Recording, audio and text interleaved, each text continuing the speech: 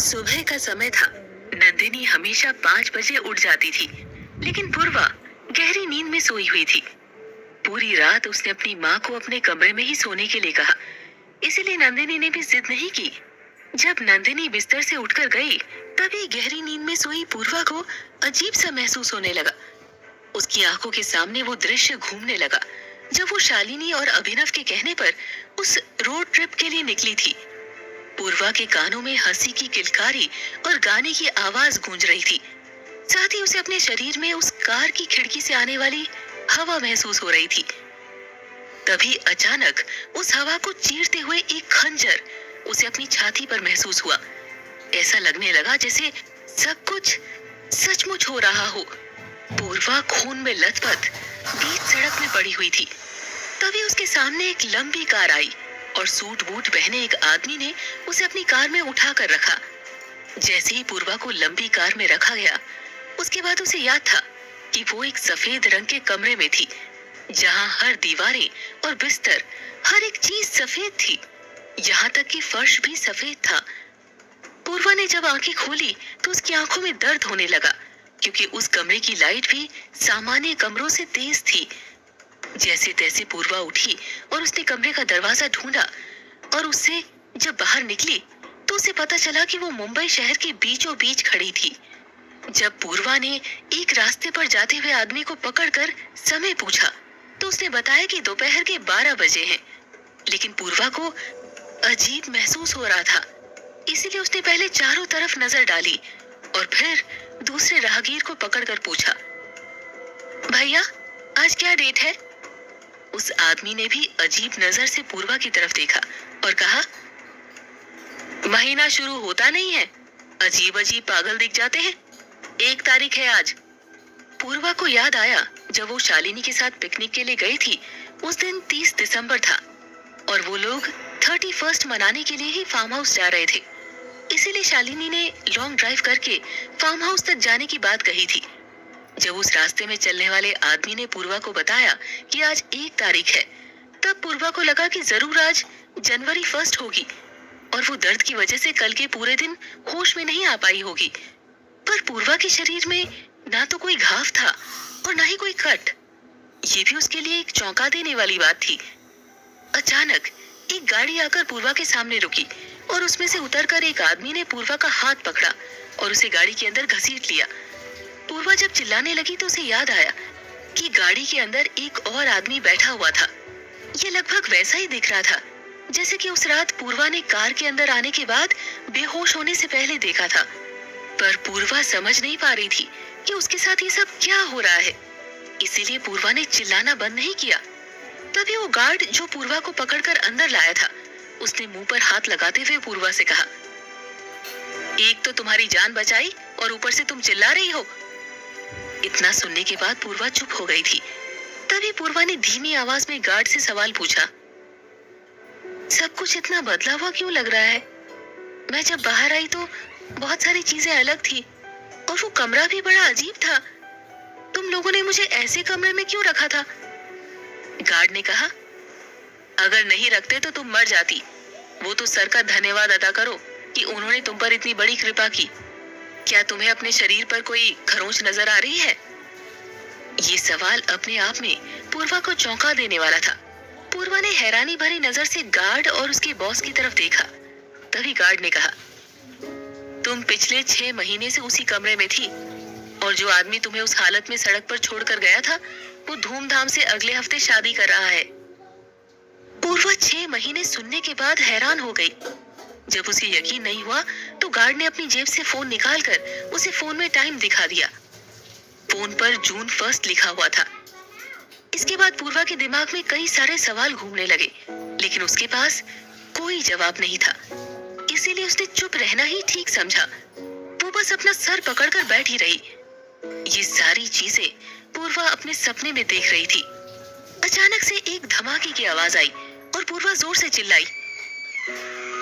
पूर्वा के चिल्लाने की आवाज सुनते ही नंदिनी किचन से दौड़कर आई और उसने पूर्वा की पीठ मलते हुए टेबल पर रखा हुआ पानी का ग्लास उठाया और पूर्वा की तरफ बढ़ाते हुए कहा, क्या हुआ बेटा, तुम ऐसे क्यों चिल्लाई? ये लो पानी पी लो। तुम्हें अच्छा महसूस होगा। लगता है कोई बुरा सपना देख लिया है। पता नहीं क्या हो गया है। कल से तुम डरी डरी नजर आ रही हो। मुझे लगता है हमें पड़ोस वाले पंडित जी के पास जाकर तुम्हारे लिए विभूति मांगनी पड़ेगी। पूर्वा ने लंबी सांस ली और अपनी माँ से कहा, नहीं माँ, इसकी कोई जरूरत नहीं है। शायद बुरा सपना ही था। और फिर अचानक मुझे एक धमाके की आवाज सुनाई थी और मैं जमीन पर गिर पड़ी, इसीलिए मुंह से आवाज निकल गई होगी। नंदिनी ने कहा, ठीक है बेटा, कोई बात नहीं। बढ़ती उम्र में ये सारी चीजें होती रहती है। मैं सब्जी लेने मार्केट जा रही हूँ, तुम्हें चलना है मेरे साथ? पूर्वा ने हाँ में सर हिलाते हुए अपनी माँ की बात का जवाब देकर कहा, हाँ हाँ चलना तो है, पर मुझे थोड़ा टाइम लगेगा। प्लीज माँ, मेरा वेट करना, अकेले मत जाना, मैं तुम्हारे साथ सब्जी लेने आऊंगी। नंदिनी ने मुस्कुराते हुए कहा, लगता है सचमुच मेरी बेटी बड़ी हो गई है। कल तक तो तुम मार्केट जाने से डरती थी और पता नहीं सब्जी लेने में तुम्हें क्या शर्म आती थी। आज देखो, खुद ही सब्जी लेने चलना चाहती हो।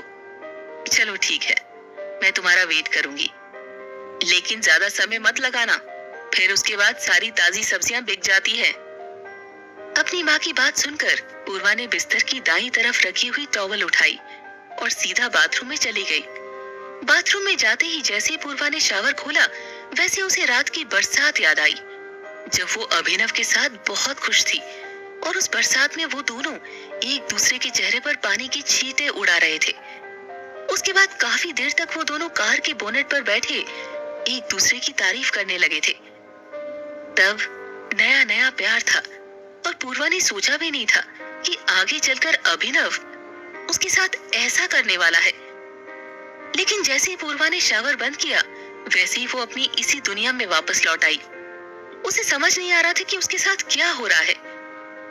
कुछ लम्हे तो उसे पूरी तरह से याद है और कुछ लम्हों को वो भूल चुकी थी। हालांकि वो अब भी सपने और हकीकत की कश्मकश के बीच में जी रही थी, पर यह बात उसे अच्छी तरह से याद थी कि पिछली जिंदगी में उसकी माँ को उसे पैदा करने के लिए काफी सारी दिक्कतों का सामना करना पड़ा। इतना ही नहीं, उसे अपनी सौतेली माँ और सौतेली बहन का व्यवहार भी अच्छी तरह से याद था। लेकिन अभिनव के साथ बिताई हुई जिंदगी के वो कुछ टुकड़े धीरे धीरे अपने दिमाग में इकट्ठा कर रही थी और उस पिक्चर को क्लियर बनाने की कोशिश कर रही थी।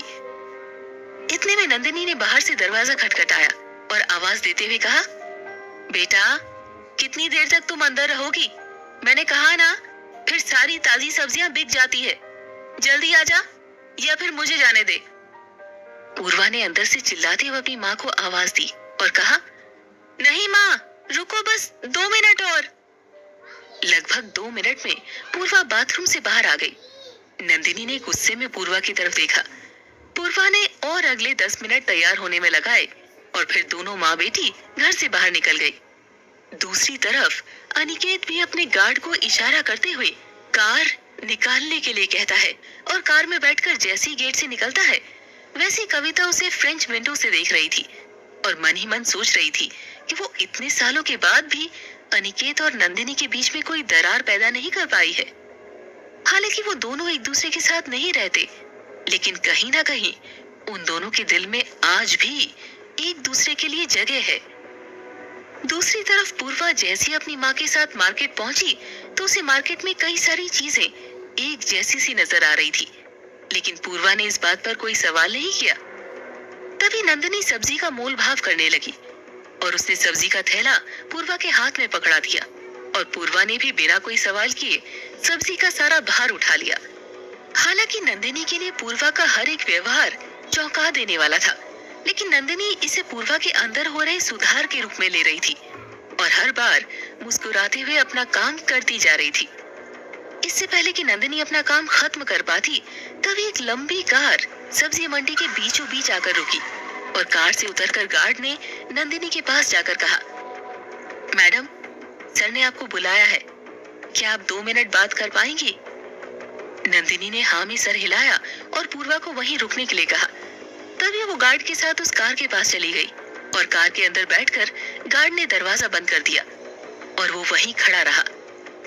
पूर्वा को ये कार जानी पहचानी लग रही थी और उस गार्ड की पोशाक भी जानी पहचानी सी लग रही थी। लेकिन वो अनुमान नहीं लगा पा रही थी कि उसने इस कार और गार्ड को कहाँ देखा था। कुछ ही देर के बाद नंदिनी कार से बाहर उतरी और उसने पूर्वा का हाथ पकड़कर कहा, चलो बेटा, तुम्हारे पापा ने हम दोनों को नाश्ते के लिए इनवाइट किया है, हम उन्हें मना नहीं कर सकते। पूर्वा ने हैरानी से अपनी माँ की तरफ देखा। दरअसल नंदिनी के लिए भी ये सब इतना आसान नहीं था, क्योंकि इन 17 सालों में नंदिनी उससे पहली बार मिली थी। वो भी इसीलिए क्योंकि नंदिनी को लग रहा था कि पूर्वा की तबीयत कुछ ज्यादा ही खराब हो गई है और वो उसे एक अच्छे हॉस्पिटल में नहीं दिखा पाएगी, वरना वो ऐसी गलती कभी नहीं करती। क्योंकि 17 साल पहले उस घर से बाहर निकलते समय नंदिनी ने एक कसम खाई थी कि वो ना तो अनिकेत की शक्ल देखेगी और ना ही उस घर में कभी कदम रखेगी। पर बेटी के खातिर नंदिनी को अपनी एक कसम तोड़नी पड़ी। जैसे ही कार का दरवाजा खुला, पूर्वा कार का इंटीरियर देखकर हैरान हो गई। उस कार के अंदर उसके पापा का पहनावा छोड़ बाकी सब कुछ उसके लिए जाना पहचाना सा था। लेकिन वो अब भी हैरान थी कि इस कार का इंटीरियर उसके सपने वाली कार से मिलता जुलता क्यों है, या फिर वो सपना था या हकीकत। इतना ही नहीं, आखिरी बार जब पूर्वा अपने पापा से मिली थी तब उसके पापा ने उसके सर पर हाथ रखकर यही बात कहा था कि पढ़ लिख कर तुम्हें बहुत बड़ा इंसान बनना है। और अगर बचपन की बात करें तो नंदिनी के पास अनिकेत की एक ऑडियो रिकॉर्डिंग थी जिसे अक्सर पूर्वा अपने बचपन में सुना करती थी। उस रिकॉर्डिंग में अनिकेत ने अपनी बेटी का नाम पूर्वा रखा था और उसे पूर्वा नाम से बुलाया था। बस इतनी सी याद उसके बचपन की उसके दिमाग में रह गई थी। लेकिन यहाँ ये सब क्या हो रहा है, इस बारे में अनुमान लगाना इतना आसान नहीं था। इससे पहले कि कार के अंदर सन्नाटा बना रहता, तभी अनिकेत ने कहा, पास में एक अच्छा रेस्टोरेंट है, पहले वहीं जाकर कुछ नाश्ता कर लेते हैं, तभी बातें भी कर लेंगे। ये सुनते ही पूर्वा ने एक बार और नजर उठाकर अनिकेत की तरफ देखा। क्या पूर्वा अपने साथ हो रहे एक के बाद एक बदलाव का कारण समझ पाएगी? क्या पूर्वा का पुनर्जन्म हुआ था? आगे जानने के लिए सुनते रहिए बैक फॉर रिवेंज, सिर्फ पॉकेट एफएम पर।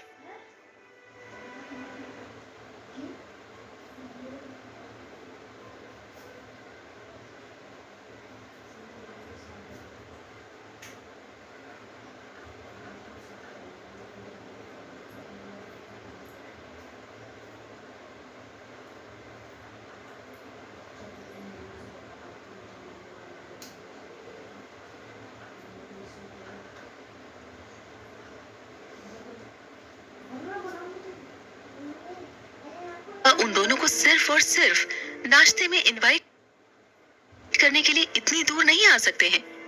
जरूर वो पूर्वा को अपने साथ ले जाना चाहते हैं, क्योंकि कल जिस तरह जयंत को पूर्वा ने जलील किया था, उसके बाद शायद उसके पापा समझ गए होंगे कि अब वो किसी और के कहने पर घर वापस नहीं आने वाली है। ज्यादा न सोचते हुए पूर्वा अपने माँ बाप के साथ रेस्टोरेंट के अंदर चली गई। तभी नाश्ता ऑर्डर करने के बाद अनिकेत ने पूर्वा की तरफ देखकर कहा, बेटा, मैं तुम्हें तुम्हारी माँ से अलग नहीं करना चाहता, इसीलिए मैंने तुम्हें वापस यहाँ आने दिया। पर जब तुम्हारी तबीयत इतनी खराब हो गई तो तब नंदिनी ने ही मुझे फोन करके यहाँ बुलाया। हम सब तुम्हारे भविष्य की चिंता करते हैं और मैं जानता हूँ कि तुम मेरे साथ खुश रहोगी और अपने मनपसंद कॉलेज जाकर पढ़ भी सकोगी। कम से कम तुम्हें अपने लिए नहीं तो अपनी माँ के लिए काबिल तो बनना ही पड़ेगा। सच्चाई तो यही है कि जब से घर छोड़कर नंदिनी यहाँ आई है, तब से तुम्हारे अलावा उसकी जिंदगी में और कोई नहीं है। तुम्हें ही उसकी जिम्मेदारी उठानी पड़ेगी। अनिकेत के बाहर काम करने की वजह से पूर्वा को अपने पापा के बारे में ना तो ज्यादा पता था और ना ही वो ज्यादा समझने की कोशिश कर सकती थी। इसीलिए उसने सीधा सवाल पूछते हुए कहा, जब माँ आपको छोड़कर आई थी तब आपने उन्हें क्यों नहीं रोका? शायद आप रोकते तो वो रुक जाती। पूर्वा की बात सुनते ही नंदिनी ने सर उठाकर पूर्वा की तरफ देखा और कहा, बेटा, पुरानी बातों पर विचार करने से कोई फर्क नहीं पड़ने वाला, हमें आगे के बारे में सोचना चाहिए।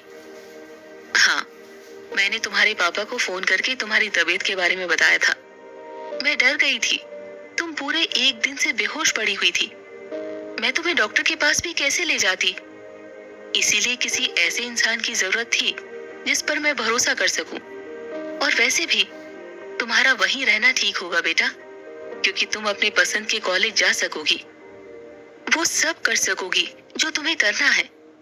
वैसे भी सोचो, अगर तुम पढ़ लिख कर कुछ अच्छा कर लो तो मेरे लिए इससे बड़ा सहारा और क्या हो सकता है। पूर्वा ने अपनी माँ के हाथ में हाथ रखा और कहा, मैं आपको किसी भी बात के लिए ब्लेम नहीं कर सकती माँ। आपने जो कुछ मेरे लिए किया है वो पहले से ही बहुत ज्यादा है। उसके बाद मुझे कोई उम्मीद नहीं कि आप कुछ और भी करें। बस मैं चाहती हूँ कि आपके लिए काबिल बन सकूं, ताकि आपको किसी और के सहारे की जरूरत ना हो। पूर्वा ने ये शब्द कुछ ऐसे कहे थे जैसे वो टॉन्ट मार रही हो। तभी अनिकेत ने पूर्वा की तरफ देखा और अपनी बात को आगे बढ़ाते हुए कहा, मैं जानता हूँ बेटा, तुम्हें बहुत नाराजगी है हम सब से, कविता, मुझसे और रूही से। लेकिन सच बताऊं तो कविता के दिल में तुम्हारे लिए कोई बुराई नहीं है। वो तो खुद तुम्हें लाने के लिए यहाँ आना चाहती थी। फिर छोटी मोटी गलतियां तो हर किसी से हो जाती हैं, शायद कविता से भी हुई होगी। मैं चाहता हूँ कि तुम मुझे भी माफ कर दो, क्योंकि माफ करने से हम छोटे नहीं बल्कि बड़े हो जाते हैं। और जब किसी को उसकी गलती का एहसास हो जाए तो माफ करना कोई गलत बात नहीं है। मैं इस बात का तुम्हें भरोसा दिलाता हूँ कि अगर तुम्हारे साथ वहां कुछ गलत भी हुआ होगा तो आगे से मैं तुम्हारा साथ दूंगा। रही बात रूही की, वो भी बहुत छोटी है, इसीलिए उसके बारे में बस मैं इतना ही कहूंगा कि वो कहीं ना कहीं तुम्हारी जिम्मेदारी है। तुम बड़ी बहन हो, तुम्हें उसे समझाना होगा, तुम्हें उसे याद दिलाना होगा कि दो बहनों के बीच में रिश्ता कैसा होता है। पूर्वा ने अपनी नजर उठाते हुए गुस्से से अपने पापा की तरफ देखा और कहा, आपको नहीं लगता कि आपको मुझे समझाने की जगह उन दोनों को समझाना चाहिए? क्योंकि उस घर में मैं अकेली हूँ, वो तो हमेशा से वहाँ रहती आई हैं। और आप जो भरोसा दिलाने की कोशिश कर रहे हैं, इस बात की क्या गारंटी है कि आप मेरे साथ रहेंगे? अगर आपने माँ की तरह मुझे भी छोड़ दिया तो क्या होगा? अनिकेत ने कहा, देखो बेटा, पहले मैं काम के सिलसिले में अक्सर पुणे रहा करता था, लेकिन अब ऐसा कुछ नहीं है। वहाँ की सारी जमीन जायदाद बेच दी गई है और अब कोई काम नहीं बचा है। इसीलिए मैं हमेशा तुम्हारे साथ रहूंगा। अगर तुम्हें कविता और रूही पर भरोसा नहीं है तो कोई बात नहीं, कम से कम तुम मुझ पर तो भरोसा कर सकती हो। इतना कहते ही अनिकेत ने सवालिया नजर से अपनी बेटी की तरफ देखा। हालांकि पूर्वा के पास इसका कोई जवाब नहीं था, इसीलिए वो चुप ही खड़ी रही। इतने में वेटर नाश्ता लेकर वहां आ पहुंचा। पूर्वा ने गौर से अपने दिमाग में सारी बातों को फिर से दोहराया और वो सोचने लगी कि उसकी पिछली जिंदगी में आखिर ऐसा क्या हुआ होगा जिसकी वजह से उसे सब कुछ पूरी तरह से याद नहीं आ रहा। उसे इतना याद था कि कविता एक मॉडल होने के नाते लोगों के सामने दिखावा किया करती थी, लेकिन जब भी वो पूर्वा के साथ अकेली होती थी तो उसका व्यवहार कुछ अलग ही रहता था। रही बात रूही की, वो अपने आप में एक चिड़चिड़ी लड़की थी और उसकी चिड़चिड़ाहट का सारा असर पूर्वा पर पड़ता था और उस घर के नौकर पूर्वा को एक छोड़ी हुई चीज की तरह देखते थे। उनके दिलो दिमाग में पूर्वा की कोई इज्जत नहीं थी। पूर्वा जब भी उन्हें नाश्ते या खाने के लिए ऑर्डर दिया करती थी तो वो उसे नजरअंदाज कर देते थे।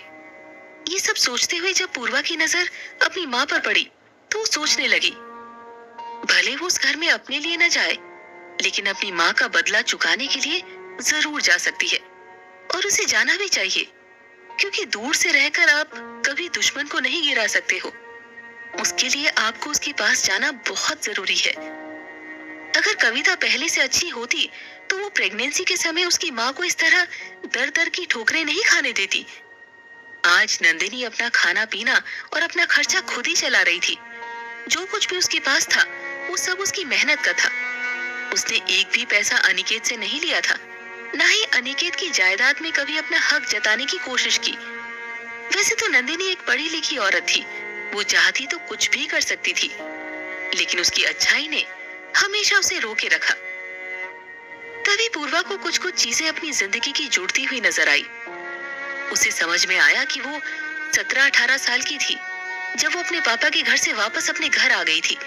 उसके बाद उसने मुंबई के एक मामूली से कॉलेज में अपनी पढ़ाई शुरू की थी। जहां उसकी मुलाकात अभिनव और शालिनी से हुई थी। यहाँ से अभिनव के साथ उसका रिश्ता शुरू हुआ और शालिनी उसकी बहुत अच्छी दोस्त बन गई थी। लेकिन अभिनव भी उसकी सौतेली माँ जैसा ही निकला। वो मुंह पर तो इतना अच्छा बनता था कि कोई भी लड़की उससे प्यार कर ले, लेकिन अंत में उसने जो पूर्वा के साथ किया था वो सचमुच खतरनाक था। हालांकि पूर्वा की आंखों के सामने वो बम ब्लास्ट भी साफ दिखाई दे रहा था। तभी अचानक अनिकेत ने पूर्वा की आंखों के सामने हाथ हिलाते हुए कहा, बेटा, नाश्ता ठंडा हो रहा है, पहले नाश्ता कर लो। पूर्वा ने तुरंत अनिकेत का हाथ पकड़ लिया। ये देखकर नंदिनी और अनिकेत दोनों हैरान रह गए। साथ ही पूर्वा ने भी अपनी इस हरकत के लिए माफी मांगी। तीनों ने नाश्ता खत्म किया और उसके बाद अनिकेत ने आखिरी बार पूर्वा से कहा, बेटा, सच कहूं तो मैं तुम्हें अभी और इसी वक्त ले जाने के लिए आया हूं। क्या तुम मेरे साथ चलोगी? पूर्वा ने एक नजर नंदिनी की तरफ देखा। नंदिनी के चेहरे पर कोई भाव नहीं थे। ऐसा लग रहा था कि वो पूर्वा को रोकने के लिए कहना भी चाहती है और जाने भी देना चाहती है। इसीलिए पूर्वा ने कहा, ठीक है, मैं आपके साथ आने के लिए तैयार हूं।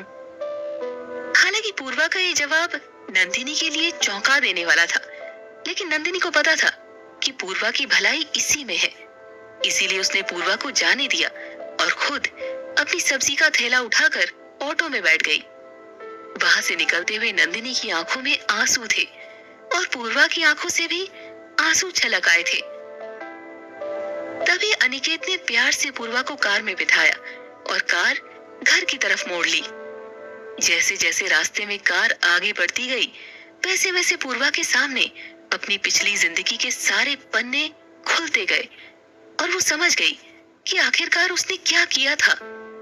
साथ ही साथ वो ये भी सोच रही थी कि अगर वो एक बार अपने शरीर में बम लपेटकर बम ब्लास्ट कर सकती है, तो वो जरूरत पड़ने पर अपनी सौतेली माँ से बदला लेने के लिए ये हरकत दोबारा भी कर सकती है। ये सब सोचते हुए पूर्वा ने जब सामने नजर डाली तो देखा कि वो अनिकेत के घर पर पहुंच चुकी थी। गेट कीपर ने गेट खोला और कार गार्डन के सामने रुकी। जैसे पूर्वा ने उस गार्डन को देखा तो उसे याद आया कि उसकी पिछली जिंदगी में जब वो स्कूल से वापस घर आ रही थी, तब उसने गार्डन में कदम ही रखा था कि कविता उस पर जोर से चिल्लाई थी, ए लड़की, दूर रहो, डॉगी तुम्हें देखकर डर रहा है, तो छोटे बच्चों को मत डराओ। पूर्वा ने डर के मारे अपना कदम पीछे ले लिया था और कविता की आंखों में अपने लिए गुस्सा देखकर वो सीधा अंदर चली गई थी। सच कहे तो पूर्वा की पिछली जिंदगी में उसकी हालत इस घर में कुत्ते की जैसी भी नहीं थी। ये सब पूर्वा के दिमाग में चल रहा था। तभी कविता ने कहा, अरे बेटा, ऐसा क्या सोच रही हो? बहुत दिनों के बाद वापस घर आई हो, चेहरे पर मुस्कुराहट होनी चाहिए। आओ, अंदर आओ। अंदर जाते ही पूर्वा घर के एक एक कोने की तरफ नजर डालने लगी। घर वैसा ही था जैसा कि उसने अपनी पिछली जिंदगी में देखा था। वही बड़ा गेट, बड़ा सा हॉल, एल शेप का सोफा और ओपन किचन। पूर्वा घर का मुआयना कर रही थी कि तभी उसे अपने कंधे पर किसी का हाथ महसूस हुआ और वो चौंक उठी। ये देखकर कविता ने कहा, क्या हुआ बेटा, तुम मुझे देखकर डर क्यों रही हो? आओ बैठो, मैंने तुम्हारे पसंदीदा आलू के पराठे बनवाए हैं, खाओगी ना? जैसे पूर्वा कोई जवाब देती, तभी अनिकेत ने बीच में बोलते हुए कहा, अब तुमने इतने प्यार से बनाए हैं तो क्यों नहीं खाएगी? वैसे तो पूर्वा नाश्ता करके आई है, पर मुझे लगता है कि वो प्यार से देने पर कुछ भी खा सकती है। इतना कहकर अनिकेत हंसते हुए अंदर चला गया। पूर्वा मन ही मन सोचने लगी, क्या आप मुझे जहर देना चाहते हैं जो ऐसी बातें कर रहे हैं? हालांकि पूर्वा इस बात को खुलकर नहीं कह सकती थी। तभी उसने मुस्कुराते हुए कविता की तरफ देखा और फिर से बदले के लिए नई शुरुआत करने की कोशिश की। कुछ ही देर में घर का वही नौकर जो कि पूर्वा को हर बार प्रताड़ित करता था, वो जयंत के साथ डाइनिंग टेबल के पास आया और उसने पूर्वा की प्लेट में आलू का पराठा डालते हुए उसे चटनी के लिए पूछा। आज पहली बार था जब घर के नौकरों ने पूर्वा को इज्जत दी थी। पूर्वा ने हाँ में सर हिलाया और गुस्से से जयंत की तरफ देखा।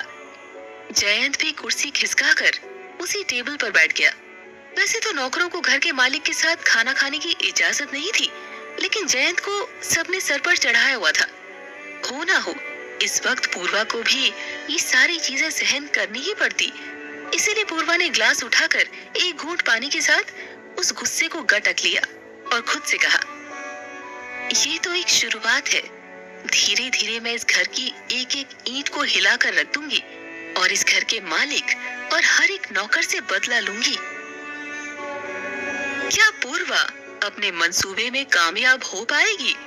क्या इस जिंदगी में पूर्वा की मुलाकात अभिनव और शालिनी से होगी? क्या कविता के अंदर बदलाव आ गया था या फिर वो एक दिखावा कर रही थी? आगे जानने के लिए सुनते रहिए बैक फॉर रिवेंज, सिर्फ पॉकेट एफएम पर। कुछ ही देर बाद कविता आकर पूर्वा के बगल में बैठ गई और उससे पूछने लगी, कैसा लग रहा है तुम्हें यहाँ आकर? देखो, मैं नहीं चाहती कि तुम्हें यहाँ किसी भी चीज की परेशानी हो। इतना कहते ही कविता ने जयंत की तरफ देखा और उसे कुर्सी से उठने का इशारा किया। जयंत कविता का इशारा पाते ही वहां से उठकर चला गया। तभी पूर्वा ने अपने चेहरे पर फेक स्माइल लाते हुए खुशी से कविता की तरफ देखा, लेकिन पूर्वा मन ही मन सोच रही थी, एक मॉडल होने के नाते कविता को आज भी लोगों के सामने खुद को दयालु बताना बहुत अच्छी तरह से आता है। लेकिन उसकी सच्चाई क्या है, ये पूर्वा अच्छी तरह से जानती थी। उसकी पिछली जिंदगी में कविता ने जो व्यवहार उसके साथ किया था, उसकी शुरुआत भी अच्छाई से ही हुई थी, लेकिन धीरे धीरे सब कुछ बदल गया। एक तरफ कविता प्यारी प्यारी बातें करके पूर्वा को कंफर्ट महसूस कराना चाहती थी, दूसरी तरफ पूर्वा के दिमाग में उसकी पिछली जिंदगी की यादें घूम रही थी। वो फिर से उसी पल को याद करने लगी जब कविता ने उसे गार्डन में आने से मना किया था। दरअसल उस दिन पूर्वा के हाथ में गहरी चोट लगी थी और उसके हाथ से खून बह रहा था। वो गार्डन में आकर कविता से पूछना चाहती थी कि वो बहते हुए खून को रोकने के लिए क्या करे, लेकिन उससे पहले ही कविता ने उसे दुत्कार दिया। पूर्वा, क्या सोच रही हो पूर्वा? कविता ने आवाज लगाई। पूर्वा तुरंत अपने पुराने घाव को भूलकर मुस्कुराते हुए कविता की तरफ देखने लगी। कविता ने कहा, अपने सपनों की दुनिया से बाहर आओ बेटा, आओ, मैं तुम्हें तुम्हारा कमरा दिखा देती हूँ। अब तक पूर्वा ने खाना खा लिया था। तभी उसने कविता के साथ जाने से पहले अपने बैग की तरफ नजर डाली। कविता ने कहा, तुम्हें किसी चीज की चिंता करने की जरूरत नहीं है, वो सब काम करने के लिए घर में नौकर हैं। तुम जैसे कमरे में पहुंचोगी, तुम्हारा सामान भी वहां पहुंच जाएगा। जैसे ही पूर्वा डाइनिंग टेबल से उठी, उसने एक बार सीलिंग की तरफ नजर घुमाया। सब कुछ वैसा ही था जैसा कि उसने अपनी पिछली जिंदगी में देखा था। किचन किसी छोटे मोटे घर जैसा नहीं दिखता था। किचन के बिल्कुल बाहर बड़ा सा डाइनिंग हॉल था, जहाँ बीच में शैंडलियर लटक रहा था। डाइनिंग टेबल से बाहर जाते ही हॉल में दोनों तरफ एल शेप का सोफा लगा हुआ था और इंडोर प्लांट्स हॉल की खूबसूरती को बढ़ा रहे थे। इतना ही नहीं, जगह जगह पर पीली और अलग अलग रंग की लाइट की थी, जिनसे हॉल की सुंदरता और भी अच्छी लगती थी।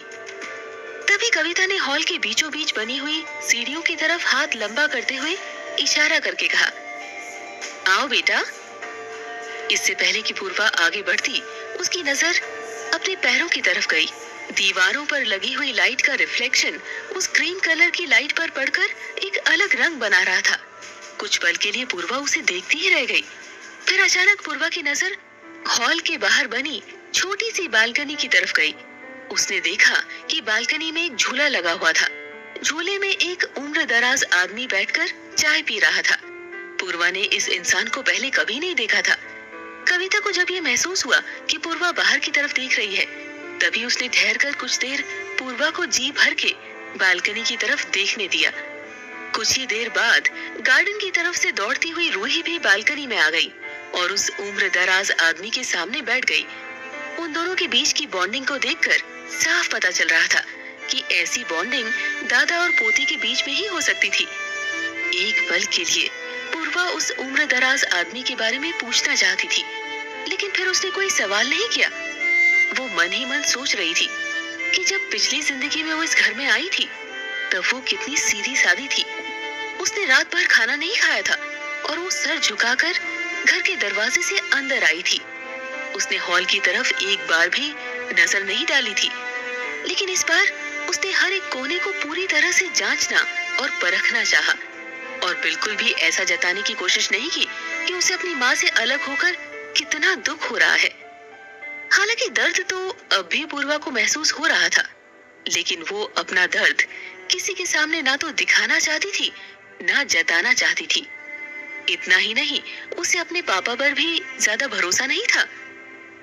इससे पहले कि पूर्वा कविता के साथ आगे बढ़ते हुए एक और कदम उठाती, तभी अनिकेत ने कहा, बेटा, तुम्हारी आंखें बता रही हैं। तुम जानना चाहती हो आखिर बालकनी में कौन बैठा है? वो तुम्हारे दादाजी हैं। इतने में दादा भी बालकनी से बाहर आए और पूर्वा ने उन्हें सर झुकाकर प्रणाम किया। इसी बीच अनिकेत ने दादाजी को पूर्वा के बारे में बताया।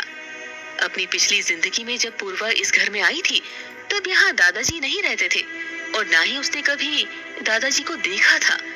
उनके बारे में सिर्फ इतना ही पूर्वा को पता था कि जब उनकी माँ प्रेग्नेंट थी, तब उन्होंने माँ को बहुत परेशान किया था और उसकी माँ के पीछे गुंडे लगा दिए थे।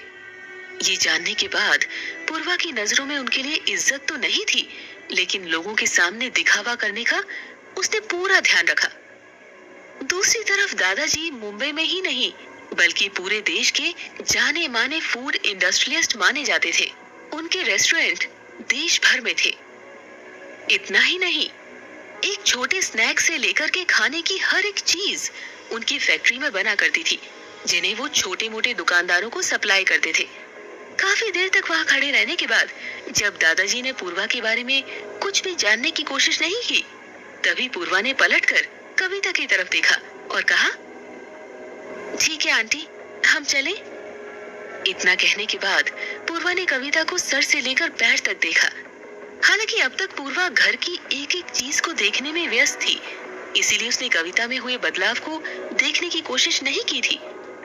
दूसरी तरफ जब पूर्वा के मुंह से आंटी शब्द निकला, तब सबसे ज्यादा हैरानी अनिकेत को हुई, क्योंकि अनिकेत ने सोचा था कि पूर्वा यहाँ आने के बाद कविता को अपनी माँ के रूप में स्वीकार कर लेगी और उसे माँ ही कहेगी।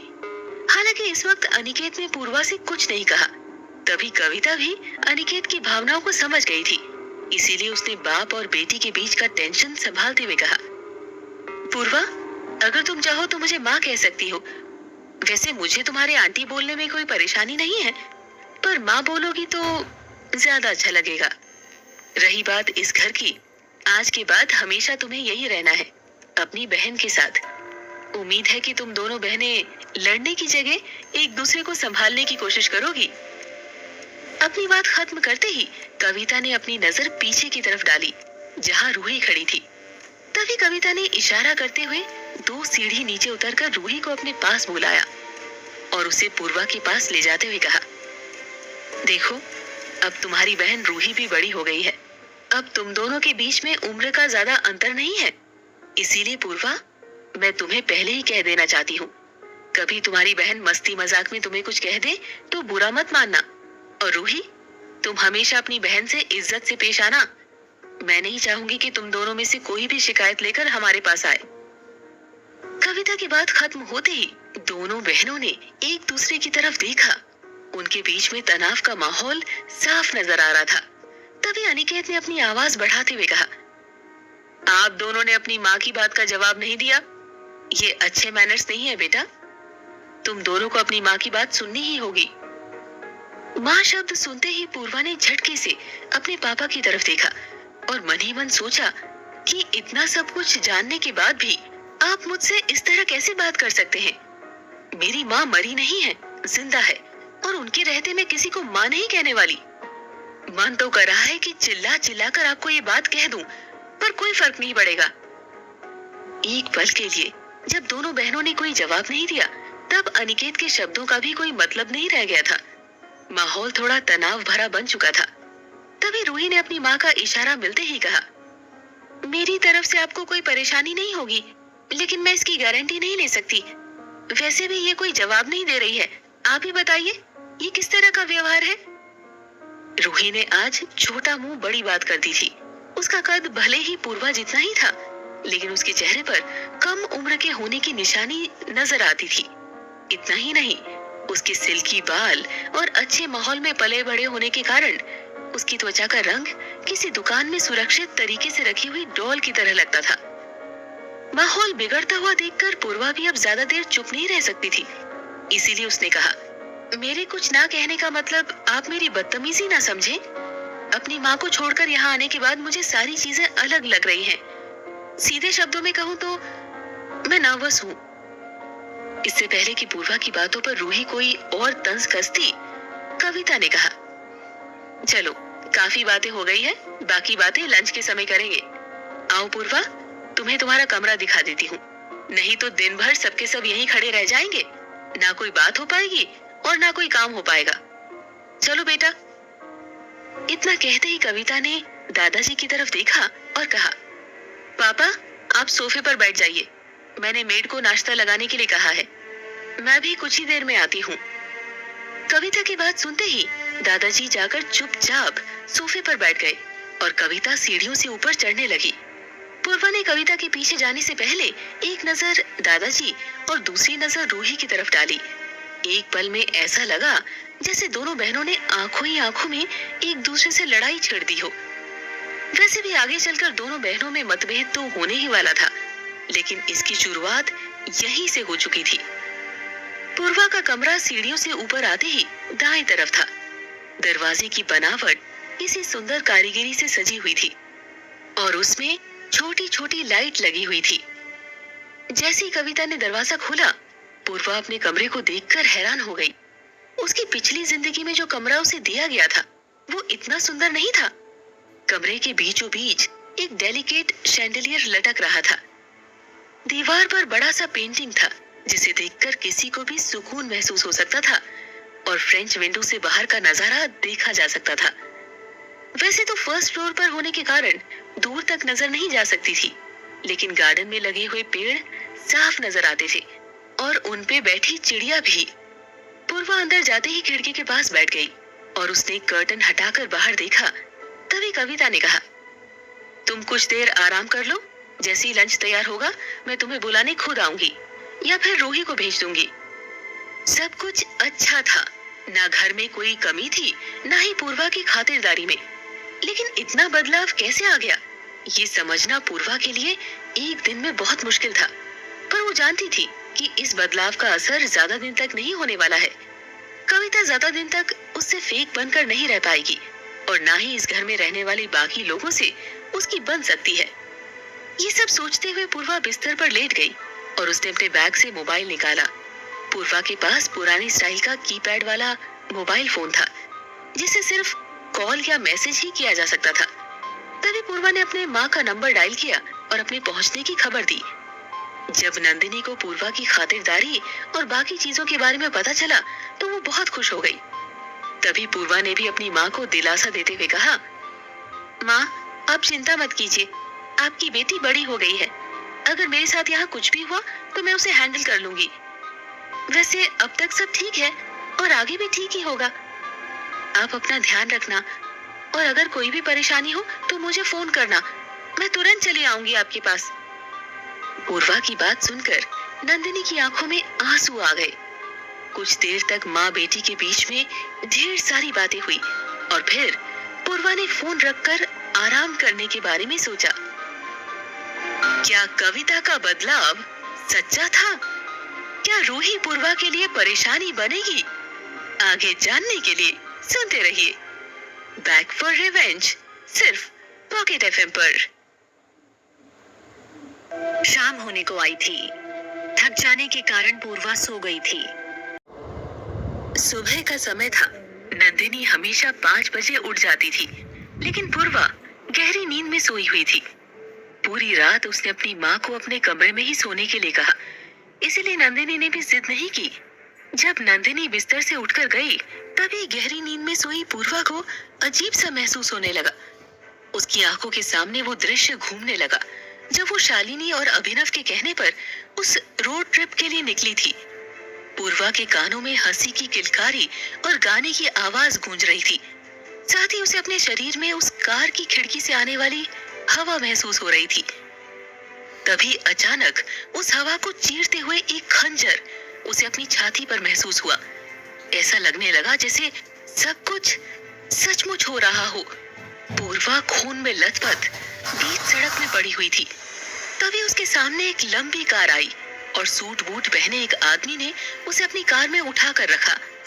जैसे ही पूर्वा को लंबी कार में रखा गया, उसके बाद उसे याद था कि वो एक सफेद रंग के कमरे में थी, जहां हर दीवारें और बिस्तर, हर एक चीज सफेद थी, यहाँ तक कि फर्श भी सफेद था। पूर्वा ने जब आंखें खोली तो उसकी आंखों में दर्द होने लगा, क्योंकि उस कमरे की लाइट भी सामान्य कमरों से तेज थी। जैसे तैसे पूर्वा उठी और उसने कमरे का दरवाजा ढूंढा, और उससे जब बाहर निकली तो उसे पता चला कि वो मुंबई शहर के बीचों बीच खड़ी थी। जब पूर्वा ने एक रास्ते पर जाते हुए आदमी को पकड़कर समय पूछा तो उसने बताया कि दोपहर के 12 बजे हैं। लेकिन पूर्वा को अजीब महसूस हो रहा था, इसीलिए उसने पहले चारों तरफ नजर डाली और फिर दूसरे राहगीर को पकड़कर पूछा, भैया आज क्या डेट है? उस आदमी ने भी अजीब नजर से पूर्वा की तरफ देखा और कहा, महीना शुरू होता नहीं है, अजीब अजीब पागल दिख जाते हैं, 1 तारीख है आज। पूर्वा को याद आया जब वो शालिनी के साथ पिकनिक के लिए गई थी, उस दिन 30 दिसंबर था और वो लोग 31 मनाने के लिए ही फार्म हाउस जा रहे थे। इसीलिए शालिनी ने लॉन्ग ड्राइव करके फार्म हाउस तक जाने की बात कही थी। जब उस रास्ते में चलने वाले आदमी ने पूर्वा को बताया कि आज 1 तारीख है, तब पूर्वा को लगा कि जरूर आज जनवरी 1 होगी और वो दर्द की वजह से कल के पूरे दिन होश में नहीं आ पाई होगी। पर पूर्वा के शरीर में ना तो कोई घाव था और ना ही कोई कट। ये भी उसके लिए एक चौंका देने वाली बात थी। अचानक एक गाड़ी आकर पूर्वा के सामने रुकी और उसमें से उतरकर एक आदमी ने पूर्वा का हाथ पकड़ा और उसे गाड़ी के अंदर घसीट लिया। पूर्वा जब चिल्लाने लगी तो उसे याद आया कि गाड़ी के अंदर एक और आदमी बैठा हुआ था। ये लगभग वैसा ही दिख रहा था जैसे कि उस रात पूर्वा ने कार के अंदर आने के बाद बेहोश होने से पहले देखा था। पर पूर्वा समझ नहीं पा रही थी कि उसके साथ ये सब क्या हो रहा है, इसीलिए पूर्वा ने चिल्लाना बंद नहीं किया। तभी वो गार्ड जो पूर्वा को पकड़कर अंदर लाया था, उसने मुंह पर हाथ लगाते हुए पूर्वा से कहा, एक तो तुम्हारी जान बचाई और ऊपर से तुम चिल्ला रही हो। इतना सुनने के बाद पूर्वा चुप हो गई थी। तभी पूर्वा ने धीमी आवाज में गार्ड से सवाल पूछा, सब कुछ इतना बदला हुआ क्यों लग रहा है? मैं जब बाहर आई तो बहुत सारी चीजें अलग थी और वो कमरा भी बड़ा अजीब था। तुम लोगों ने मुझे ऐसे कमरे में क्यों रखा था? गार्ड ने कहा, अगर नहीं रखते तो तुम मर जाती। वो तो सर का धन्यवाद अदा करो कि उन्होंने तुम पर इतनी बड़ी कृपा की। क्या तुम्हें अपने शरीर पर कोई खरोंच नजर आ रही है? ये सवाल अपने आप में पूर्वा को चौंका देने वाला था। पूर्वा ने हैरानी भरी नजर से गार्ड और उसके बॉस की तरफ देखा। तभी गार्ड ने कहा, तुम पिछले 6 महीने से उसी कमरे में थी और जो आदमी तुम्हें उस हालत में सड़क पर छोड़कर गया था, वो धूमधाम से अगले हफ्ते शादी कर रहा है। पूर्वा 6 महीने सुनने के बाद हैरान हो गई। जब उसे यकीन नहीं हुआ तो गार्ड ने अपनी जेब से फोन निकालकर उसे फोन में टाइम दिखा दिया। फोन पर जून 1 लिखा हुआ था। इसके बाद पूर्वा के दिमाग में कई सारे सवाल घूमने लगे, लेकिन उसके पास कोई जवाब नहीं था। इसीलिए उसने चुप रहना ही ठीक समझा। वो बस अपना सर पकड़कर बैठी रही। ये सारी चीजें पूर्वा अपने सपने में देख रही थी। अचानक से एक धमाके की आवाज आई और पूर्वा जोर से चिल्लाई। पूर्वा के चिल्लाने की आवाज सुनते ही नंदिनी किचन से दौड़ कर आई और उसने पूर्वा की पीठ मलते हुए टेबल पर रखा हुआ पानी का ग्लास उठाया और पूर्वा की तरफ बढ़ाते हुए कहा, क्या हुआ बेटा, तुम ऐसे क्यों चिल्लाई? ये लो पानी पी लो, तुम्हें अच्छा महसूस होगा। लगता है कोई बुरा सपना देख लिया है। पता नहीं क्या हो गया है, कल से तुम डरी डरी नजर आ रही हो। मुझे लगता है हमें पड़ोस वाले पंडित जी के पास जाकर तुम्हारे लिए विभूति मांगनी पड़ेगी। पूर्वा ने लंबी सांस ली और अपनी माँ से कहा, नहीं माँ, इसकी कोई जरूरत नहीं है, शायद बुरा सपना ही था। और फिर अचानक मुझे एक धमाके की आवाज सुनाई थी और मैं जमीन पर गिर पड़ी, इसीलिए मुंह से आवाज निकल गई होगी। नंदिनी ने कहा, ठीक है बेटा, कोई बात नहीं, बढ़ती उम्र में ये सारी चीजें होती रहती है। मैं सब्जी लेने मार्केट जा रही हूँ, तुम्हें चलना है मेरे साथ? पूर्वा ने हाँ में सर हिलाते हुए अपनी माँ की बात का जवाब देकर कहा, हाँ हाँ चलना तो है, पर मुझे थोड़ा टाइम लगेगा। प्लीज माँ, मेरा वेट करना, अकेले मत जाना, मैं तुम्हारे साथ सब्जी लेने आऊंगी। नंदिनी ने मुस्कुराते हुए कहा, लगता है सचमुच मेरी बेटी बड़ी हो गई है। कल तक तो तुम मार्केट जाने से डरती थी और पता नहीं सब्जी लेने में तुम्हें क्या शर्म आती थी। आज देखो, खुद ही सब्जी लेने चलना चाहती हो। चलो ठीक है, मैं तुम्हारा वेट करूंगी, लेकिन ज्यादा समय मत लगाना, फिर उसके बाद सारी ताजी सब्जियां बिक जाती है। अपनी माँ की बात सुनकर पूर्वा ने बिस्तर की दाईं तरफ रखी हुई टॉवल उठाई और सीधा बाथरूम में चली गई। बाथरूम में जाते ही जैसे पूर्वा ने शावर खोला, वैसे उसे रात की बरसात याद आई, जब वो अभिनव के साथ बहुत खुश थी और उस बरसात में वो दोनों एक दूसरे के चेहरे पर पानी की छींटे उड़ा रहे थे। उसके बाद काफी देर तक वो दोनों कार के बोनेट पर बैठे एक दूसरे की तारीफ करने लगे थे। तब नया नया प्यार था और पूर्वा ने सोचा भी नहीं था कि आगे चलकर अभिनव उसके साथ ऐसा करने वाला है। लेकिन जैसे ही पूर्वा ने शावर बंद किया, वैसे ही वो अपनी इसी दुनिया में वापस लौट आई। उसे समझ नहीं आ रहा था कि उसके साथ क्या हो रहा है। कुछ लम्हे तो उसे पूरी तरह से याद है और कुछ लम्हों को वो भूल चुकी थी। हालांकि वो अब भी सपने और हकीकत की कश्मकश के बीच में जी रही थी, पर यह बात उसे अच्छी तरह से याद थी कि पिछली जिंदगी में उसकी माँ को उसे पैदा करने के लिए काफी सारी दिक्कतों का सामना करना पड़ा। इतना ही नहीं, उसे अपनी सौतेली माँ और सौतेली बहन का व्यवहार भी अच्छी तरह से याद था। लेकिन अभिनव के साथ बिताई हुई जिंदगी के वो कुछ टुकड़े धीरे धीरे अपने दिमाग में इकट्ठा कर रही थी और उस पिक्चर को क्लियर बनाने की कोशिश कर रही थी। इतने में नंदिनी ने बाहर से दरवाजा खटखटाया और आवाज देते हुए कहा, बेटा, कितनी देर तक तुम अंदर रहोगी? मैंने कहा ना, फिर सारी ताजी सब्जियां बिक जाती है। जल्दी आ जा या फिर मुझे जाने दे। पूर्वा ने अंदर से चिल्लाते हुए अपनी माँ को आवाज दी और कहा, नहीं माँ, रुको, बस 2 मिनट और। लगभग 2 मिनट में पूर्वा बाथरूम से बाहर आ गई। नंदिनी ने गुस्से में पूर्वा की तरफ देखा। पूर्वा ने और अगले 10 मिनट तैयार होने में लगाए और फिर दोनों माँ बेटी घर से बाहर निकल गई। दूसरी तरफ अनिकेत भी अपने गार्ड को इशारा करते हुए कार निकालने के लिए कहता है और कार में बैठकर जैसे ही गेट से निकलता है, वैसे कविता उसे फ्रेंच विंडो से देख रही थी और मन ही मन सोच रही थी कि वो इतने सालों के बाद भी अनिकेत और नंदिनी के बीच में कोई दरार पैदा नहीं कर पाई है। हालांकि वो दोनों एक दूसरे के साथ नहीं रहते, लेकिन कहीं ना कहीं उन दोनों के दिल में आज भी एक दूसरे के लिए जगह है। दूसरी तरफ पूर्वा जैसी अपनी माँ के साथ मार्केट पहुंची तो उसे मार्केट में कई सारी चीजें एक जैसी सी नजर आ रही थी, लेकिन पूर्वा ने इस बात पर कोई सवाल नहीं किया। तभी नंदिनी सब्जी का मोल भाव करने लगी और उसने सब्जी का थैला पूर्वा के हाथ में पकड़ा दिया और पूर्वा ने भी बिना कोई सवाल किए सब्जी का सारा भार उठा लिया। हालांकि नंदिनी के लिए पूर्वा का हर एक व्यवहार चौंका देने वाला था, लेकिन नंदिनी इसे पूर्वा के अंदर हो रहे सुधार के रूप में ले रही थी और हर बार मुस्कुराते हुए अपना काम करती जा रही थी। इससे पहले कि नंदिनी अपना काम खत्म कर पाती, तभी एक लंबी कार सब्जी मंडी के बीचों बीच आकर रुकी और कार से उतरकर गार्ड ने नंदिनी के पास जाकर कहा, मैडम, सर ने आपको बुलाया है, क्या आप 2 मिनट बात कर पाएंगी? नंदिनी ने हाँ में सर हिलाया और पूर्वा को वहीं रुकने के लिए कहा।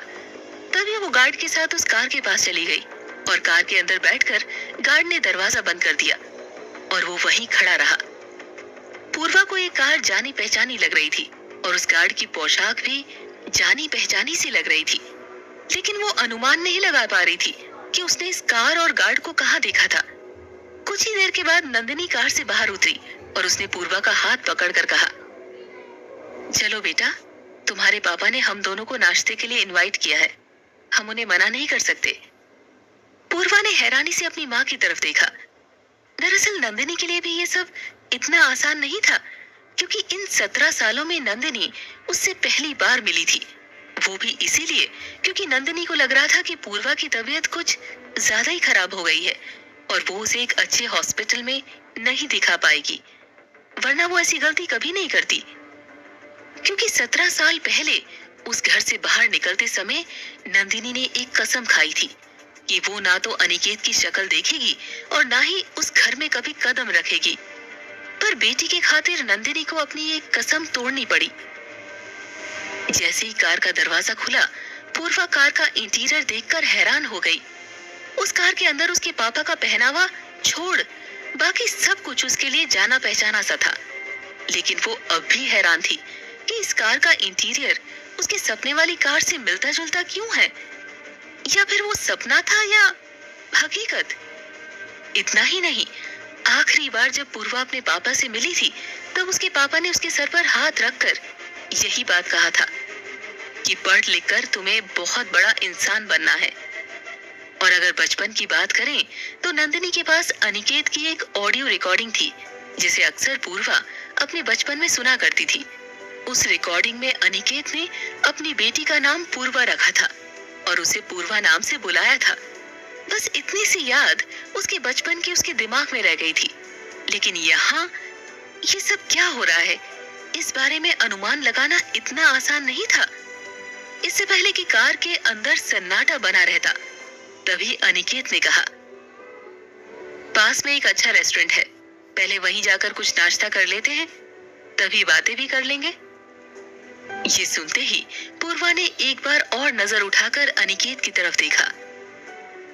क्या पूर्वा अपने साथ हो रहे एक के बाद एक बदलाव का कारण समझ पाएगी? क्या पूर्वा का पुनर्जन्म हुआ था? आगे जानने के लिए सुनते रहिए बैक फॉर रिवेंज, सिर्फ पॉकेट एफएम पर।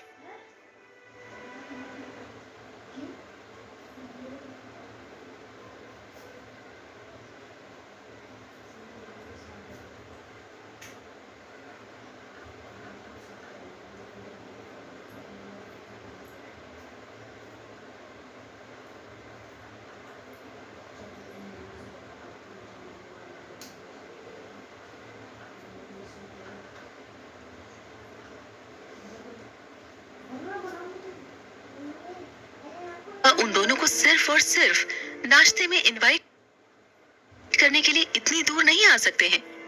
जरूर वो पूर्वा को अपने साथ ले जाना चाहते हैं, क्योंकि कल जिस तरह जयंत को पूर्वा ने जलील किया था, उसके बाद शायद उसके पापा समझ गए होंगे कि अब वो किसी और के कहने पर घर वापस नहीं आने वाली है। ज्यादा न सोचते हुए पूर्वा अपने माँ बाप के साथ रेस्टोरेंट के अंदर चली गई। तभी नाश्ता ऑर्डर करने के बाद अनिकेत ने पूर्वा की तरफ देखकर कहा, बेटा, मैं तुम्हें तुम्हारी माँ से अलग नहीं करना चाहता, इसीलिए मैंने तुम्हें वापस यहाँ आने दिया। पर जब तुम्हारी तबीयत इतनी खराब हो गई तो तब नंदिनी ने ही मुझे फोन करके यहाँ बुलाया। हम सब तुम्हारे भविष्य की चिंता करते हैं और मैं जानता हूँ कि तुम मेरे साथ खुश रहोगी और अपने मनपसंद कॉलेज जाकर पढ़ भी सकोगी। कम से कम तुम्हें अपने लिए नहीं तो अपनी माँ के लिए काबिल तो बनना ही पड़ेगा। सच्चाई तो यही है कि जब से घर छोड़कर नंदिनी यहाँ आई है, तब से तुम्हारे अलावा उसकी जिंदगी में और कोई नहीं है। तुम्हें ही उसकी जिम्मेदारी उठानी पड़ेगी। अनिकेत के बाहर काम करने की वजह से पूर्वा को अपने पापा के बारे में ना तो ज्यादा पता था और ना ही वो ज्यादा समझने की कोशिश कर सकती थी। इसीलिए उसने सीधा सवाल पूछते हुए कहा, जब माँ आपको छोड़कर आई थी तब आपने उन्हें क्यों नहीं रोका? शायद आप रोकते तो वो रुक जाती। पूर्वा की बात सुनते ही नंदिनी ने सर उठाकर पूर्वा की तरफ देखा और कहा, बेटा, पुरानी बातों पर विचार करने से कोई फर्क नहीं पड़ने वाला, हमें आगे के बारे में सोचना चाहिए। हाँ, मैंने तुम्हारे पापा को फोन करके तुम्हारी तबीयत के बारे में बताया था। मैं डर गई थी, तुम पूरे एक दिन से बेहोश पड़ी हुई थी। मैं तुम्हें डॉक्टर के पास भी कैसे ले जाती? इसीलिए किसी ऐसे इंसान की जरूरत थी जिस पर मैं भरोसा कर सकूं। और वैसे भी तुम्हारा वहीं रहना ठीक होगा बेटा, क्योंकि तुम अपने पसंद के कॉलेज जा सकोगी, वो सब कर सकोगी जो तुम्हें करना है। वैसे भी सोचो, अगर तुम पढ़ लिख कर कुछ अच्छा कर लो तो मेरे लिए इससे बड़ा सहारा और क्या हो सकता है। पूर्वा ने अपनी माँ के हाथ में हाथ रखा और कहा, मैं आपको किसी भी बात के लिए ब्लेम नहीं कर सकती माँ। आपने जो कुछ मेरे लिए किया है वो पहले से ही बहुत ज्यादा है। उसके बाद मुझे कोई उम्मीद नहीं कि आप कुछ और भी करें। बस मैं चाहती हूँ कि आपके लिए काबिल बन सकूं, ताकि आपको किसी और के सहारे की जरूरत ना हो। पूर्वा ने ये शब्द कुछ ऐसे कहे थे जैसे वो टोंट मार रही हो। तभी अनिकेत ने पूर्वा की तरफ देखा और अपनी बात को आगे बढ़ाते हुए कहा, मैं जानता हूँ बेटा, तुम्हें बहुत नाराजगी है हम सब से, कविता, मुझसे और रूही से। लेकिन सच बताऊं तो कविता के दिल में तुम्हारे लिए कोई बुराई नहीं है। वो तो खुद तुम्हें लाने के लिए यहाँ आना चाहती थी। फिर छोटी मोटी गलतियां तो हर किसी से हो जाती हैं, शायद कविता से भी हुई होगी। मैं चाहता हूँ कि तुम मुझे भी माफ कर दो, क्योंकि माफ करने से हम छोटे नहीं बल्कि बड़े हो जाते हैं। और जब किसी को उसकी गलती का एहसास हो जाए तो माफ करना कोई गलत बात नहीं है। मैं इस बात का तुम्हें भरोसा दिलाता हूँ कि अगर तुम्हारे साथ वहां कुछ गलत भी हुआ होगा तो आगे से मैं तुम्हारा साथ दूंगा। रही बात रूही की, वो भी बहुत छोटी है, इसीलिए उसके बारे में बस मैं इतना ही कहूंगा कि वो कहीं ना कहीं तुम्हारी जिम्मेदारी है। तुम बड़ी बहन हो, तुम्हें उसे समझाना होगा, तुम्हें उसे याद दिलाना होगा कि दो बहनों के बीच में रिश्ता कैसा होता है।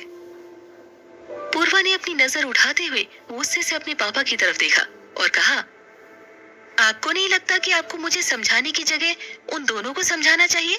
क्योंकि उस घर में मैं अकेली हूँ, वो तो हमेशा से वहाँ रहती आई हैं। और आप जो भरोसा दिलाने की कोशिश कर रहे हैं, इस बात की क्या गारंटी है कि आप मेरे साथ रहेंगे? अगर आपने माँ की तरह मुझे भी छोड़ दिया तो क्या होगा? अनिकेत ने कहा, देखो बेटा, पहले मैं काम के सिलसिले में अक्सर पुणे रहा करता था, लेकिन अब ऐसा कुछ नहीं है। वहाँ की सारी जमीन जायदाद बेच दी गई है और अब कोई काम नहीं बचा है, इसीलिए मैं हमेशा तुम्हारे साथ रहूंगा। अगर तुम्हें कविता और रूही पर भरोसा नहीं है तो कोई बात नहीं, कम से कम तुम मुझ पर तो भरोसा कर सकती हो। इतना कहते ही अनिकेत ने सवालिया नजर से अपनी बेटी की तरफ देखा। हालांकि पूर्वा के पास इसका कोई जवाब नहीं था, इसीलिए वो चुप ही खड़ी रही। इतने में वेटर नाश्ता लेकर वहां आ पहुंचा। पूर्वा ने गौर से अपने दिमाग में सारी बातों को फिर से दोहराया और वो सोचने लगी कि उसकी पिछली जिंदगी में आखिर ऐसा क्या हुआ होगा जिसकी वजह से उसे सब कुछ पूरी तरह से याद नहीं आ रहा। उसे इतना याद था कि कविता एक मॉडल होने के नाते लोगों के सामने दिखावा किया करती थी, लेकिन जब भी वो पूर्वा के साथ अकेली होती थी तो उसका व्यवहार कुछ अलग ही रहता था। रही बात रूही की, वो अपने आप में एक चिड़चिड़ी लड़की थी और उसकी चिड़चिड़ाहट का सारा असर पूर्वा पर पड़ता था और उस घर के नौकर पूर्वा को एक छोड़ी हुई चीज की तरह देखते थे। उनके दिलो दिमाग में पूर्वा की कोई इज्जत नहीं थी। पूर्वा जब भी उन्हें नाश्ते या खाने के लिए ऑर्डर दिया करती थी तो वो उसे नजरअंदाज कर देते थे। ये सब सोचते हुए जब पूर्वा की नजर अपनी माँ पर पड़ी तो वो सोचने लगी, भले वो उस घर में अपने लिए न जाए, लेकिन अपनी माँ का बदला चुकाने के लिए जरूर जा सकती है और उसे जाना भी चाहिए, क्योंकि दूर से रहकर आप कभी दुश्मन को नहीं गिरा सकते हो। उसके लिए आपको उसके पास जाना बहुत जरूरी है। अगर कविता पहले से अच्छी होती तो वो प्रेगनेंसी के समय उसकी माँ को इस तरह दर दर की ठोकरें नहीं खाने देती। आज नंदिनी अपना खाना पीना और अपना खर्चा खुद ही चला रही थी। जो कुछ भी उसके पास था वो सब उसकी मेहनत का था। उसने एक भी पैसा अनिकेत से नहीं लिया था, ना ही अनिकेत की जायदाद में कभी अपना हक जताने की कोशिश की। वैसे तो नंदिनी एक पढ़ी लिखी औरत थी, वो चाहती तो कुछ भी कर सकती थी, लेकिन उसकी अच्छाई ने हमेशा उसे रोके रखा। तभी पूर्वा को कुछ कुछ चीजें अपनी जिंदगी की जुड़ती हुई नजर आई। उसे समझ में आया कि वो 17-18 साल की थी जब वो अपने पापा के घर से वापस अपने घर आ गई थी। उसके बाद उसने मुंबई के एक मामूली से कॉलेज में अपनी पढ़ाई शुरू की थी, जहां उसकी मुलाकात अभिनव और शालिनी से हुई थी। यहाँ से अभिनव के साथ उसका रिश्ता शुरू हुआ और शालिनी उसकी बहुत अच्छी दोस्त बन गई थी। लेकिन अभिनव भी उसकी सौतेली माँ जैसा ही निकला। वो मुंह पर तो इतना अच्छा बनता था कि कोई भी लड़की उससे प्यार कर ले, लेकिन अंत में उसने जो पूर्वा के साथ किया था वो सचमुच खतरनाक था। हालांकि पूर्वा की आंखों के सामने वो बम ब्लास्ट भी साफ दिखाई दे रहा था। तभी अचानक अनिकेत ने पूर्वा की आंखों के सामने हाथ हिलाते हुए कहा, बेटा, नाश्ता ठंडा हो रहा है, पहले नाश्ता कर लो। पूर्वा ने तुरंत अनिकेत का हाथ पकड़ लिया। ये देखकर नंदिनी और अनिकेत दोनों हैरान रह गए। साथ ही पूर्वा ने भी अपनी इस हरकत के लिए माफी मांगी। तीनों ने नाश्ता खत्म किया और उसके बाद अनिकेत ने आखिरी बार पूर्वा से कहा, बेटा, सच कहूं तो मैं तुम्हें अभी और इसी वक्त ले जाने के लिए आया हूं। क्या तुम मेरे साथ चलोगी? पूर्वा ने एक नजर नंदिनी की तरफ देखा। नंदिनी के चेहरे पर कोई भाव नहीं थे। ऐसा लग रहा था कि वो पूर्वा को रोकने के लिए कहना भी चाहती है और जाने भी देना चाहती है। इसीलिए पूर्वा ने कहा, ठीक है, मैं आपके साथ आने के लिए तैयार हूं। हालांकि पूर्वा का ये जवाब नंदिनी के लिए चौंका देने वाला था, लेकिन नंदिनी को पता था कि पूर्वा की भलाई इसी में है। इसीलिए उसने पूर्वा को जाने दिया और खुद अपनी सब्जी का थैला उठाकर ऑटो में बैठ गई। वहां से निकलते हुए नंदिनी की आंखों में आंसू थे और पूर्वा की आंखों से भी आंसू छलक आए थे। तभी अनिकेत ने प्यार से पूर्वा को कार में बिठाया और कार घर की तरफ मोड़ ली। जैसे जैसे रास्ते में कार आगे बढ़ती गई, वैसे वैसे पूर्वा के सामने अपनी पिछली जिंदगी के सारे पन्ने खुलते गए और वो समझ गई कि आखिरकार उसने क्या किया था। साथ ही साथ वो ये भी सोच रही थी कि अगर वो एक बार अपने शरीर में बम लपेटकर बम ब्लास्ट कर सकती है, तो वो जरूरत पड़ने पर अपनी सौतेली माँ से बदला लेने के लिए यह हरकत दोबारा भी कर सकती है। ये सब सोचते हुए पूर्वा ने जब सामने नजर डाली तो देखा कि वो अनिकेत के घर पर पहुंच चुकी थी।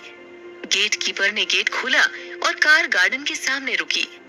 जैसे ही पूर्वा ने उस गार्डन को देखा तो उसे याद आया कि उसकी पिछली जिंदगी में जब वो स्कूल से वापस घर आ रही थी, तब उसने गार्डन में कदम ही रखा था कि कविता उस पर जोर से चिल्लाई थी, ए लड़की, दूर रहो, डॉगी तुम्हें देखकर डर रहा है, तो छोटे बच्चों को मत डराओ। पूर्वा ने डर के मारे अपना कदम पीछे ले लिया था और कविता की आंखों में अपने लिए गुस्सा देखकर वो सीधा अंदर चली गई थी। सच कहे तो पूर्वा की पिछली जिंदगी में उसकी हालत इस घर में कुत्ते की जैसी भी नहीं थी। ये सब पूर्वा के दिमाग में चल रहा था। तभी कविता ने कहा, अरे बेटा, ऐसा क्या सोच रही हो? बहुत दिनों के बाद वापस घर आई हो, चेहरे पर मुस्कुराहट होनी चाहिए। आओ, अंदर आओ। अंदर जाते ही पूर्वा घर के एक एक कोने की तरफ नजर डालने लगी। घर वैसा ही था जैसा कि उसने अपनी पिछली जिंदगी में देखा था। वही बड़ा गेट, बड़ा सा हॉल, एल शेप का सोफा और ओपन किचन। पूर्वा घर का मुआयना कर रही थी कि तभी उसे अपने कंधे पर किसी का हाथ महसूस हुआ और वो चौंक उठी। ये देखकर कविता ने कहा, क्या हुआ बेटा, तुम मुझे देखकर डर क्यों रही हो? आओ बैठो, मैंने तुम्हारे पसंदीदा आलू के पराठे बनवाए हैं, खाओगी ना? जैसे पूर्वा कोई जवाब देती, तभी अनिकेत ने बीच में बोलते हुए कहा, अब तुमने इतने प्यार से बनाए हैं तो क्यों नहीं खाएगी? वैसे तो पूर्वा नाश्ता करके आई है, पर मुझे लगता है कि वो प्यार से देने पर कुछ भी खा सकती है। इतना कहकर अनिकेत हंसते हुए अंदर चला गया। पूर्वा मन ही मन सोचने लगी, क्या आप मुझे जहर देना चाहते हैं जो ऐसी बातें कर रहे हैं? हालांकि पूर्वा इस बात को खुलकर नहीं कह सकती थी। तभी उसने मुस्कुराते हुए कविता की तरफ देखा और फिर से बदले के लिए नई शुरुआत करने की कोशिश की। कुछ ही देर में घर का वही नौकर जो कि पूर्वा को हर बार प्रताड़ित करता था, वो जयंत के साथ डाइनिंग टेबल के पास आया और उसने पूर्वा की प्लेट में आलू का पराठा डालते हुए उसे चटनी के लिए पूछा। आज पहली बार था जब घर के नौकरों ने पूर्वा को इज्जत दी थी। पूर्वा ने हाँ में सर हिलाया और गुस्से से जयंत की तरफ देखा। जयंत भी कुर्सी खिसकाकर उसी टेबल पर बैठ गया। वैसे तो नौकरों को घर के मालिक के साथ खाना खाने की इजाजत नहीं थी, लेकिन जयंत को सबने सर पर चढ़ाया हुआ था। हो ना हो, इस वक्त पूर्वा को भी ये सारी चीजें सहन करनी ही पड़ती। इसीलिए पूर्वा ने ग्लास उठाकर एक घूंट पानी के साथ उस गुस्से को गटक लिया और खुद से कहा, ये तो एक शुरुआत है। धीरे धीरे मैं इस घर की एक एक ईंट को हिलाकर रख दूंगी और इस घर के मालिक और हर एक नौकर से बदला लूंगी। क्या पूर्वा अपने मंसूबे में कामयाब हो पाएगी? क्या इस जिंदगी में पूर्वा की मुलाकात अभिनव और शालिनी से होगी? क्या कविता के अंदर बदलाव आ गया था या फिर वो एक दिखावा कर रही थी? आगे जानने के लिए सुनते रहिए बैक फॉर रिवेंज, सिर्फ पॉकेट एफएम पर। कुछ ही देर बाद कविता आकर पूर्वा के बगल में बैठ गई और उससे पूछने लगी, कैसा लग रहा है तुम्हें यहाँ आकर? देखो, मैं नहीं चाहती कि तुम्हें यहाँ किसी भी चीज की परेशानी हो। इतना कहते ही कविता ने जयंत की तरफ देखा और उसे कुर्सी से उठने का इशारा किया। जयंत कविता का इशारा पाते ही वहां से उठकर चला गया। तभी पूर्वा ने अपने चेहरे पर फेक स्माइल लाते हुए खुशी से कविता की तरफ देखा, लेकिन पूर्वा मन ही मन सोच रही थी, एक मॉडल होने के नाते कविता को आज भी लोगों के सामने खुद को दयालु बताना बहुत अच्छी तरह से आता है, लेकिन उसकी सच्चाई क्या है ये पूर्वा अच्छी तरह से जानती थी। उसकी पिछली जिंदगी में कविता ने जो व्यवहार उसके साथ किया था, उसकी शुरुआत भी अच्छाई से ही हुई थी, लेकिन धीरे धीरे सब कुछ बदल गया। एक तरफ कविता प्यारी प्यारी बातें करके पूर्वा को कंफर्ट महसूस कराना चाहती थी, दूसरी तरफ पूर्वा के दिमाग में उसकी पिछली जिंदगी की यादें घूम रही थी। वो फिर से उसी पल को याद करने लगी जब कविता ने उसे गार्डन में आने से मना किया था। दरअसल उस दिन पूर्वा के हाथ में गहरी चोट लगी थी और उसके हाथ से खून बह रहा था। वो गार्डन में आकर कविता से पूछना चाहती थी कि वो बहते हुए खून को रोकने के लिए क्या करे, लेकिन उससे पहले ही कविता ने उसे दुत्कार दिया। पूर्वा, क्या सोच रही हो पूर्वा? कविता ने आवाज लगाई। पूर्वा तुरंत अपने पुराने घाव को भूलकर मुस्कुराते हुए कविता की तरफ देखने लगी। कविता ने कहा, अपने सपनों की दुनिया से बाहर आओ बेटा, आओ, मैं तुम्हें तुम्हारा कमरा दिखा देती हूँ। अब तक पूर्वा ने खाना खा लिया था। तभी उसने कविता के साथ जाने से पहले अपने बैग की तरफ नजर डाली। कविता ने कहा, तुम्हें किसी चीज की चिंता करने की जरूरत नहीं है, वो सब काम करने के लिए घर में नौकर हैं। तुम जैसे कमरे में पहुंचोगी, तुम्हारा सामान भी वहां पहुंच जाएगा। जैसे ही पूर्वा डाइनिंग टेबल से उठी, उसने एक बार सीलिंग की तरफ नजर घुमाया। सब कुछ वैसा ही था जैसा कि उसने अपनी पिछली जिंदगी में देखा था। किचन किसी छोटे मोटे घर जैसा नहीं दिखता था। किचन के बिल्कुल बाहर बड़ा सा डाइनिंग हॉल था, जहाँ बीच में शैंडलियर लटक रहा था। डाइनिंग टेबल से बाहर जाते ही हॉल में दोनों तरफ एल शेप का सोफा लगा हुआ था और इंडोर प्लांट्स हॉल की खूबसूरती को बढ़ा रहे थे। इतना ही नहीं, जगह जगह पर पीली और अलग अलग रंग की लाइट की थी, जिनसे हॉल की सुंदरता और भी अच्छी लगती थी। तभी कविता ने हॉल के बीचों बीच बनी हुई सीढ़ियों की तरफ हाथ लंबा करते हुए इशारा करके कहा, आओ बेटा। इससे पहले कि पूर्वा आगे बढ़ती, उसकी नजर अपने पैरों की तरफ गई। दीवारों पर लगी हुई लाइट का रिफ्लेक्शन उस क्रीम कलर की लाइट पर पड़कर एक अलग रंग बना रहा था। कुछ पल के लिए पूर्वा उसे देखती ही रह गई। फिर अचानक पूर्वा की नजर हॉल के बाहर बनी छोटी सी बालकनी की तरफ गई। उसने देखा कि बालकनी में एक झूला लगा हुआ था। झूले में एक उम्र दराज आदमी बैठकर चाय पी रहा था। पूर्वा ने इस इंसान को पहले कभी नहीं देखा था। कविता को जब ये महसूस हुआ कि पूर्वा बाहर की तरफ देख रही है, तभी उसने ठहरकर कुछ देर पूर्वा को जी भर के बालकनी की तरफ देखने दिया। कुछ ही देर बाद गार्डन की तरफ से दौड़ती हुई रूही भी बालकनी में आ गई और उस उम्र दराज आदमी के सामने बैठ गई। उन दोनों के बीच की बॉन्डिंग को देखकर साफ पता चल रहा था कि ऐसी बॉन्डिंग दादा और पोती के बीच में ही हो सकती थी। एक पल के लिए पूर्वा उस उम्र दराज आदमी के बारे में पूछना चाहती थी, लेकिन फिर उसने कोई सवाल नहीं किया। वो मन ही मन सोच रही थी कि जब पिछली जिंदगी में वो इस घर में आई थी, तब वो कितनी सीधी सादी थी। उसने रात भर खाना नहीं खाया था और वो सर झुकाकर घर के दरवाजे से अंदर आई थी। उसने हॉल की तरफ एक बार भी नजर नहीं डाली थी, लेकिन इस बार उसने हर एक कोने को पूरी तरह से जांचना और परखना चाहा और बिल्कुल भी ऐसा जताने की कोशिश नहीं की कि उसे अपनी माँ से अलग होकर कितना दुख हो रहा है। हालांकि दर्द तो अब भी पूर्वा को महसूस हो रहा था, लेकिन वो अपना दर्द किसी के सामने ना तो दिखाना चाहती थी, ना जताना चाहती थी। इतना ही नहीं, उसे अपने पापा पर भी ज्यादा भरोसा नहीं था। इससे पहले कि पूर्वा कविता के साथ आगे बढ़ते हुए एक और कदम उठाती, तभी अनिकेत ने कहा, बेटा, तुम्हारी आंखें बता रही हैं। तुम जानना चाहती हो आखिर बालकनी में कौन बैठा है? वो तुम्हारे दादाजी हैं। इतने में दादा भी बालकनी से बाहर आए और पूर्वा ने उन्हें सर झुकाकर प्रणाम किया। इसी बीच अनिकेत ने दादाजी को पूर्वा के बारे में बताया। अपनी पिछली जिंदगी में जब पूर्वा इस घर में आई थी, तब यहाँ दादाजी नहीं रहते थे और ना ही उसने कभी दादाजी को देखा था। उनके बारे में सिर्फ इतना ही पूर्वा को पता था कि जब उनकी माँ प्रेग्नेंट थी, तब उन्होंने माँ को बहुत परेशान किया था और उसकी माँ के पीछे गुंडे लगा दिए थे। ये जानने के बाद पूर्वा की नजरों में उनके लिए इज्जत तो नहीं थी, लेकिन लोगों के सामने दिखावा करने का उसने पूरा ध्यान रखा। दूसरी तरफ दादाजी मुंबई में ही नहीं, बल्कि पूरे देश के जाने माने फूड इंडस्ट्रियलिस्ट माने जाते थे। उनके रेस्टोरेंट देश भर में थे। इतना ही नहीं, एक छोटे स्नैक से लेकर के खाने की हर एक चीज उनकी फैक्ट्री में बना करती थी, जिन्हें वो छोटे मोटे दुकानदारों को सप्लाई करते थे।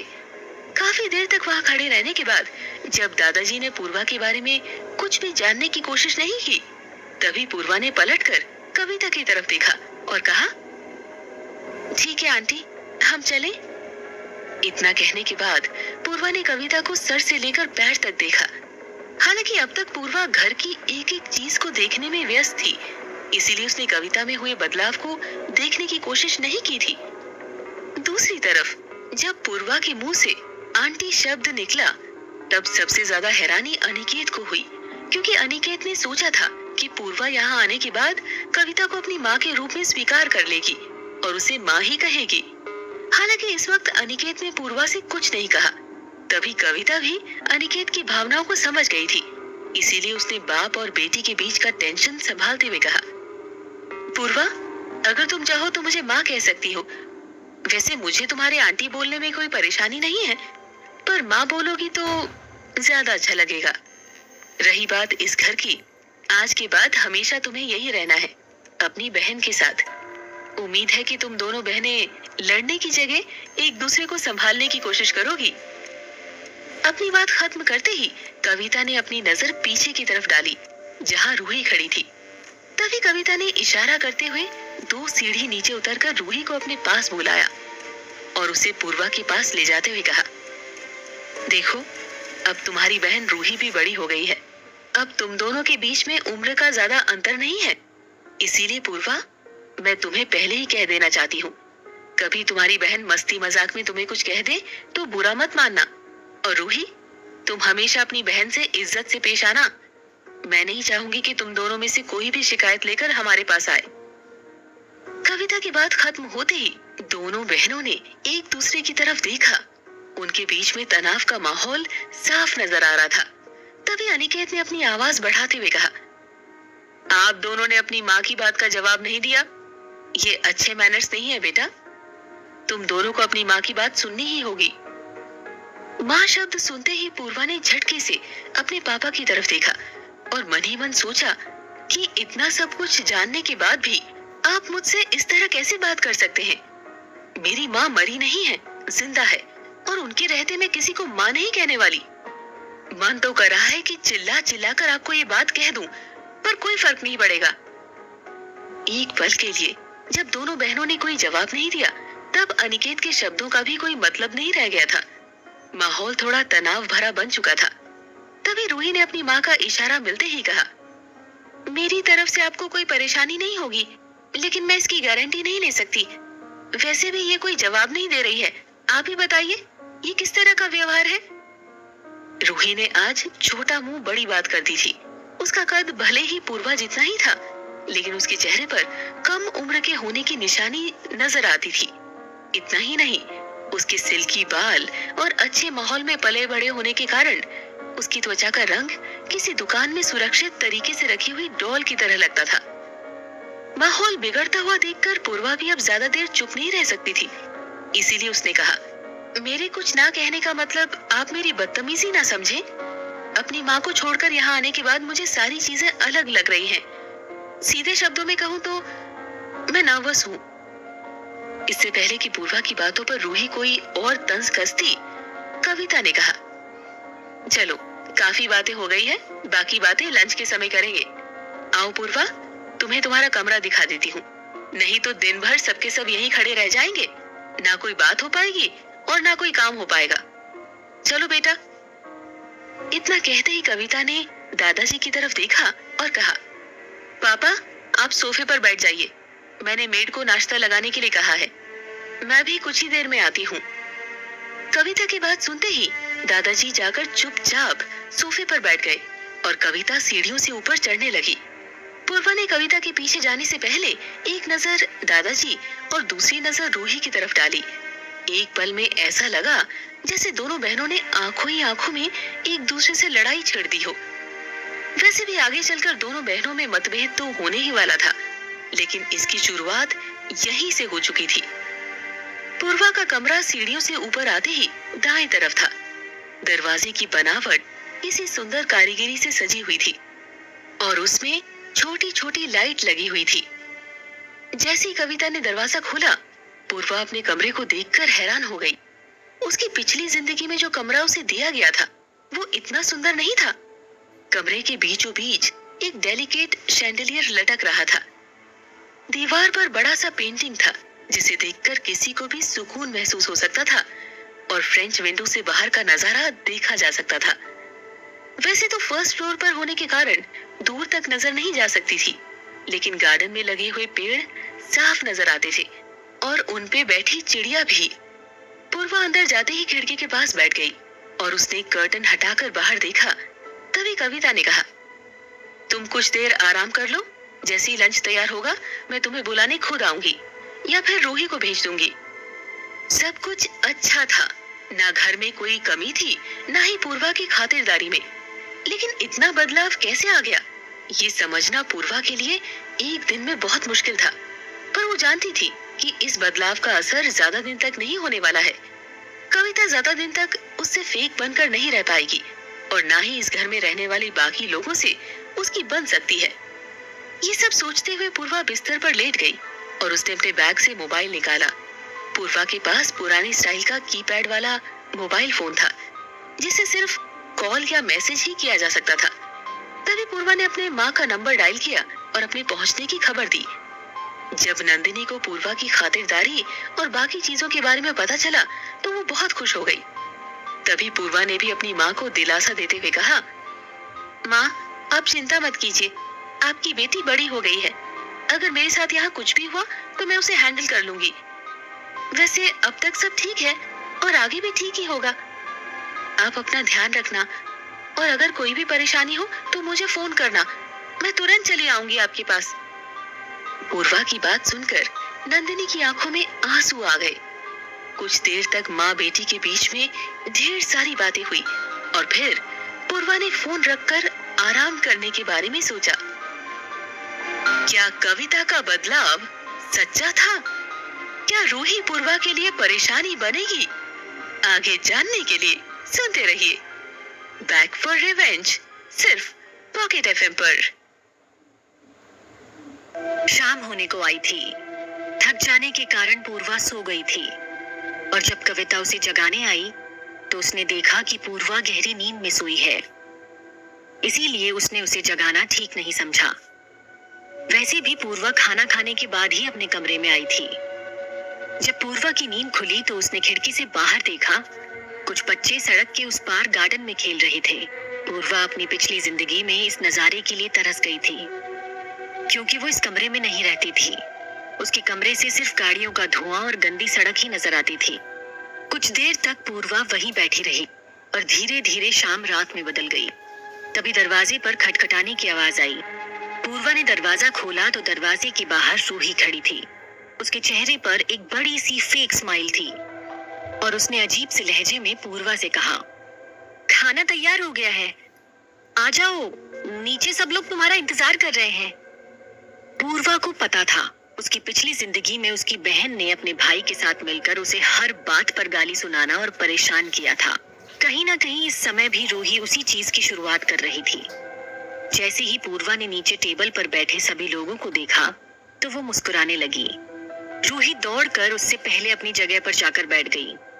लेकिन पूर्वा टेबल के पास पहुंचने के बाद अपने पापा की तरफ देखते हुए वहीं खड़ी रही।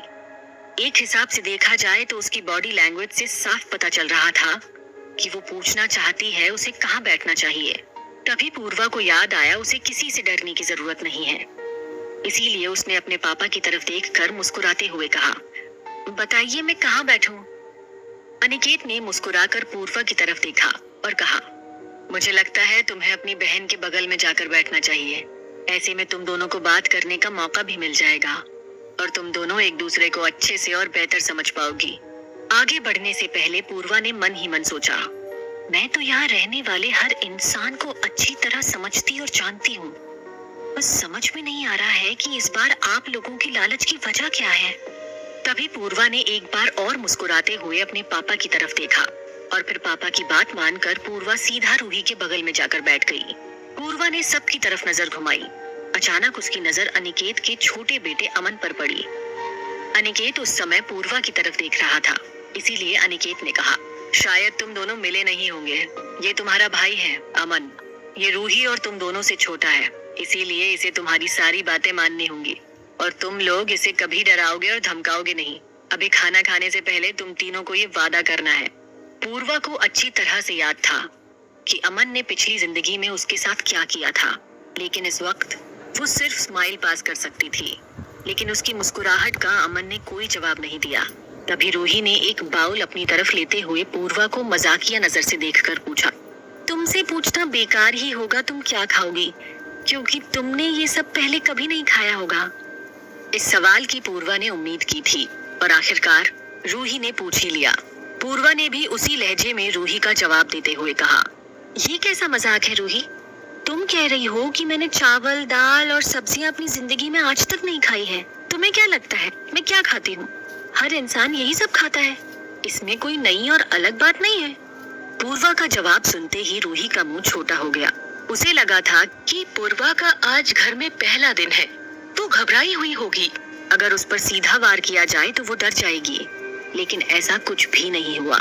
तभी कविता ने दोनों बहनों की तरफ देखा और कहा, अच्छा लगता है तुम दोनों एक दूसरे को देखकर ऐसे मुस्कुराते हो। चलो हमारी दोनों बेटियों के बीच में दोस्ती तो हो गई। कविता के शब्द सुनते ही रूही ने कड़वाहट के साथ बोला, दोस्ती और तुमसे? नो वे, भिखारी कहीं की। पूर्वा मुस्कुराई और उसने रूही की बात का जवाब देते हुए कहा, जितना काम है उतनी बातें किया करो। वैसे मुझे भी कोई शौक नहीं है तुमसे दोस्ती करने का। धीरे धीरे सभी लोग खाना खाने लगे और साथ ही पूर्वा के दिमाग में पिछली जिंदगी के कुछ पल घूमने लगे। पिछली बार जब पूर्वा डिनर टेबल पर पहली बार बैठी थी, तब सभी नौकरों ने सबकी प्लेट में खाना परोसा था, लेकिन पूर्वा को वैसा का वैसा ही छोड़ दिया था। इस बार भी परोसने का काम धीरे धीरे चल ही रहा था। अचानक जयंत पीछे से आया और उसने सभी नौकरों को कहा, आज तो मूंग की दाल भी बनी है ना, दो सबको दो मूंग की दाल। जयंत की बात सुनते ही पूर्वा पीछे मुड़ी और उसने जयंत की तरफ देखा। आई थिंक दाल का कटोरा आपके ही सामने रखा है। ये कहीं ना कहीं पूर्वा की तरफ से इशारा था कि जयंत खुद अपने हाथों से खाना परोसे। और शायद जयंत के मन में पूर्वा की बात सुनते ही कड़वाहट घर कर गई थी और उसने पूर्वा को सबक सिखाने का फैसला कर लिया था। वैसे भी जब वो पूर्वा के घर में उसे बुलाने आया था, तब उसने जयंत की बहुत बेइज्जती की थी और पूर्वा के वो शब्द अभी तक जयंत के कानों में घूम रहे थे। डिनर खत्म होते ही सभी लोगों ने एक दूसरे को गुड नाइट किया, लेकिन जयंत का सर पूर्वा के सामने नहीं झुका। पूर्वा ने अनिकेत की तरफ देखते हुए जयंत से कहा, मैं आपको साफ साफ बता देना चाहती हूँ कि चाहे इस घर में मैं काफी दिनों बाद आई हूँ, लेकिन ये मेरे पापा का घर है, यानी कि मेरा घर है। इसीलिए आप मेरे साथ वैसे ही पेश आएंगे जैसे कि आप मेरे बाकी भाई बहनों के साथ पेश आते हैं। अगर आपने ऐसा नहीं किया तो आपकी नौकरी खतरे में पड़ सकती है। वैसे कितने साल से हैं आप यहाँ पर? अनिकेत को भी पहली बार पूर्वा की बात अटपटी लगी, लेकिन उसने ये समझकर टाल दिया कि शायद अपनी माँ से दूर होने के कारण पूर्वा को जयंत से नाराजगी होगी। लेकिन पूर्वा जयंत का जवाब सुने बिना वहाँ से जाने के लिए तैयार नहीं थी। इसीलिए पूर्वा ने कहा, आपने बताया नहीं। जयंत ने सर झुकाकर जवाब दिया, 5 साल हो गए हैं मैडम। तब तो आपको पता होना चाहिए घर वालों से कैसे बिहेव करना है। खैर कोई बात नहीं, मैंने आपको माफ किया, लेकिन आइंदा से ऐसी गलती ना करें। जैसा व्यवहार आप घर के बाकी लोगों के साथ करते हैं, मेरे साथ भी उसी तरह पेश आए। और हाँ, सोने से पहले मैं दूध पीती हूँ। उम्मीद है आप दूध का ग्लास लेकर मेरे कमरे में आ जाएंगे। अनिकेत ने इतना सुनने के बाद पूर्वा के कंधे पर हाथ रखा। पूर्वा समझ गई थी कि अनिकेत उसे अच्छे बिहेवियर की सलाह देने वाला है। तभी पूर्वा ने अनिकेत की तरफ देखा और कहा, पापा अगर आपको मेरी बातें कड़वी लग रही हैं तो सॉरी, पर इन्होंने भी मेरे साथ अच्छा व्यवहार नहीं किया था। आप वहाँ पर नहीं थे, इसीलिए आपको कुछ पता नहीं है। अगर आज के बाद इन्होंने मुझसे अच्छे से बात की, मुझे अच्छे से ट्रीट किया, तो मैं कभी इनके साथ ऐसी बात नहीं करूंगी। पूर्वा के मुंह से ऐसे शब्द सुनते ही कविता आगे आई और उसने पूर्वा के कंधे पर हाथ रखते हुए कहा, जरूर, जो तुम्हारे साथ अच्छा बिहेव ना करे, तुम्हें भी उससे अच्छा बिहेव करने की कोई जरूरत नहीं है। लेकिन बेटा, पहले तुम्हें अपने पापा या मुझे इस बारे में बता देना चाहिए था। जब हम यहाँ पर तुम्हारे लिए बात करने को तैयार हैं, तो तुम्हें किसी को खुद सजा देने की कोई जरूरत नहीं है। और हाँ जयंत, ये घर इसका भी है। अब जाओ बेटा, अपने कमरे में सो जाओ, तुम्हें तुम्हारा दूध मिल जाएगा, ठीक है? कविता की बात सुनने के बाद पूर्वा ने अपने चेहरे पर मुस्कुराहट भरते हुए कविता की तरफ देखा। वैसे तो पूर्वा को अच्छी तरह से पता था आगे चलकर कविता भी अपना रंग बदलेगी, लेकिन इस वक्त वो इतना अच्छा व्यवहार कर रही थी कि पूर्वा उसके खिलाफ नहीं जा सकती थी। सबकी बातें सुनने के बाद पूर्वा ने सबको गुड नाइट किया और सीढ़ियों से ऊपर चलने लगी। एक एक सीढ़ियां गिनते हुए पूर्वा के मन में एक ही ख्याल आ रहा था कि पिछली जिंदगी की यादों का होना उसके लिए एक तरह से वरदान है, लेकिन उस वरदान के क्या साइड इफेक्ट्स हो सकते हैं वो उसे पता नहीं है। इसीलिए अगर वो अपनी पिछली जिंदगी के एक्सपीरियंस को ज्यादा इस्तेमाल करे तो वही ठीक रहेगा। जैसे ही पूर्वा अपने कमरे में पहुंची, कुछ ही देर बाद जयंत दूध का ग्लास लेकर आया और उसने पूर्वा के कहने पर ग्लास टेबल पर रख दिया और फिर चुपचाप कमरे से बाहर चला गया। पूर्वा को लग रहा था कम से कम इस नौकर को तो उसने सबक सिखा ही दिया है। आगे चलकर वो कभी बदतमीजी करने की कोशिश नहीं करेगा और ना ही पूर्वा उसे कभी चाचा बोलने की कोशिश करेगी। सुबह सुबह सूरज की तेज रोशनी से पूर्वा की आंख खुली और उसने घड़ी में देखा सुबह के 8 बज रहे थे। 10 बजे उसे कॉलेज एडमिशन के लिए निकलना था और आज उसकी पहली क्लास भी होने वाली थी। तभी पूर्वा तुरंत बाथरूम में चली गई और नहा धोकर बाहर निकली। तब तक हॉल में नाश्ता रेडी था। रूही और अमन पहले से बैठकर नाश्ता कर रहे थे। पूर्वा भी जाकर उनके सामने बैठ गई। तभी अमन ने रूही की तरफ देखकर कहा, क्या ये अब हमेशा के लिए इसी घर में रहेगी और ऐसे ही हमारे साथ बैठकर खाएगी? हालांकि पूर्वा ने अमन की आवाज सुन ली थी, इसीलिए वो बोल पड़ी, हाँ मेरे भाई, तुमने सही समझा। मैं इसी घर में रहूंगी और तुम्हारे साथ ही सारी चीजें करूंगी, इसीलिए मेरी आदत डाल लो, ठीक है? इतना कहते ही पूर्वा ने नाश्ता खत्म किया और वो कॉलेज के लिए बैग उठाकर निकल गई। एडमिशन खत्म होते ही पूर्वा ने क्लासरूम की तरफ अपना कदम बढ़ाया। वो एक एक करके कॉलेज की उस बड़ी सी लेन को देख रही थी। उसे पता था कि उसे कौन सी क्लास में जाना है। हालांकि जब पिछली बार पूर्वा कॉलेज आई थी तब उसे काफी सारे लोगों से अपनी क्लास के बारे में पूछना पड़ा था। जैसे ही पूर्वा क्लास के अंदर पहुंची तो उसने आगे की डेस्क पर बैठना ठीक समझा। धीरे सभी बच्चे क्लास में आने लगे थे, लेकिन टीचर को आने में अभी भी काफी समय था। पूर्वा ने सभी बच्चों की तरफ नजर डाली। वो ज्यादातर लोगों को पहचानती थी। ज्यादातर लोग वही थे जो उसकी पिछली जिंदगी से जुड़े हुए थे। तभी अचानक पूर्वा के कानों में आवाज आई, हाय तुम मेरी डेस्कमेट हो, तुमसे मिलकर खुशी हुई। अब तुम्हें मुझे जगह देने के लिए थोड़ा सा खिसकना पड़ेगा, तभी मैं बैठ पाऊंगी। इस आवाज को पूर्वा अच्छी तरह से पहचानती थी। जैसे ही वो लड़की बैठी तभी उसने अपना हाथ पूर्वा की तरफ बढ़ाते हुए कहा, मैं शालिनी, तुम्हारा नाम? पूर्वा ने गुस्से से शालिनी की तरफ देखा और उसे अपनी पिछली जिंदगी का आखिरी दिन उसकी आंखों के सामने घूमता नजर आया। साथ ही वो सड़क उसे याद आने लगी जहां शालिनी ने उसके बॉयफ्रेंड के साथ मिलकर पूर्वा को मौत के घाट उतारने की कोशिश की थी। तभी पूर्वा ने शालिनी की तरफ हाथ बढ़ाए बिना अपनी डेस्क की तरफ इशारा करते हुए कहा, पढ़ना आता है? नाम लिखा हुआ है, पूछने की जरूरत नहीं है। शालिनी को पूर्वा का व्यवहार अजीब लगा। वैसे भी पिछली जिंदगी में शालिनी ज्यादा लड़ाकू किस्म की लड़की नहीं थी। वो शांत रहती थी, इसीलिए पूर्वा की उससे दोस्ती हो गई थी और इसी व्यवहार के चलते शालिनी ने चुप रहना ही ठीक समझा।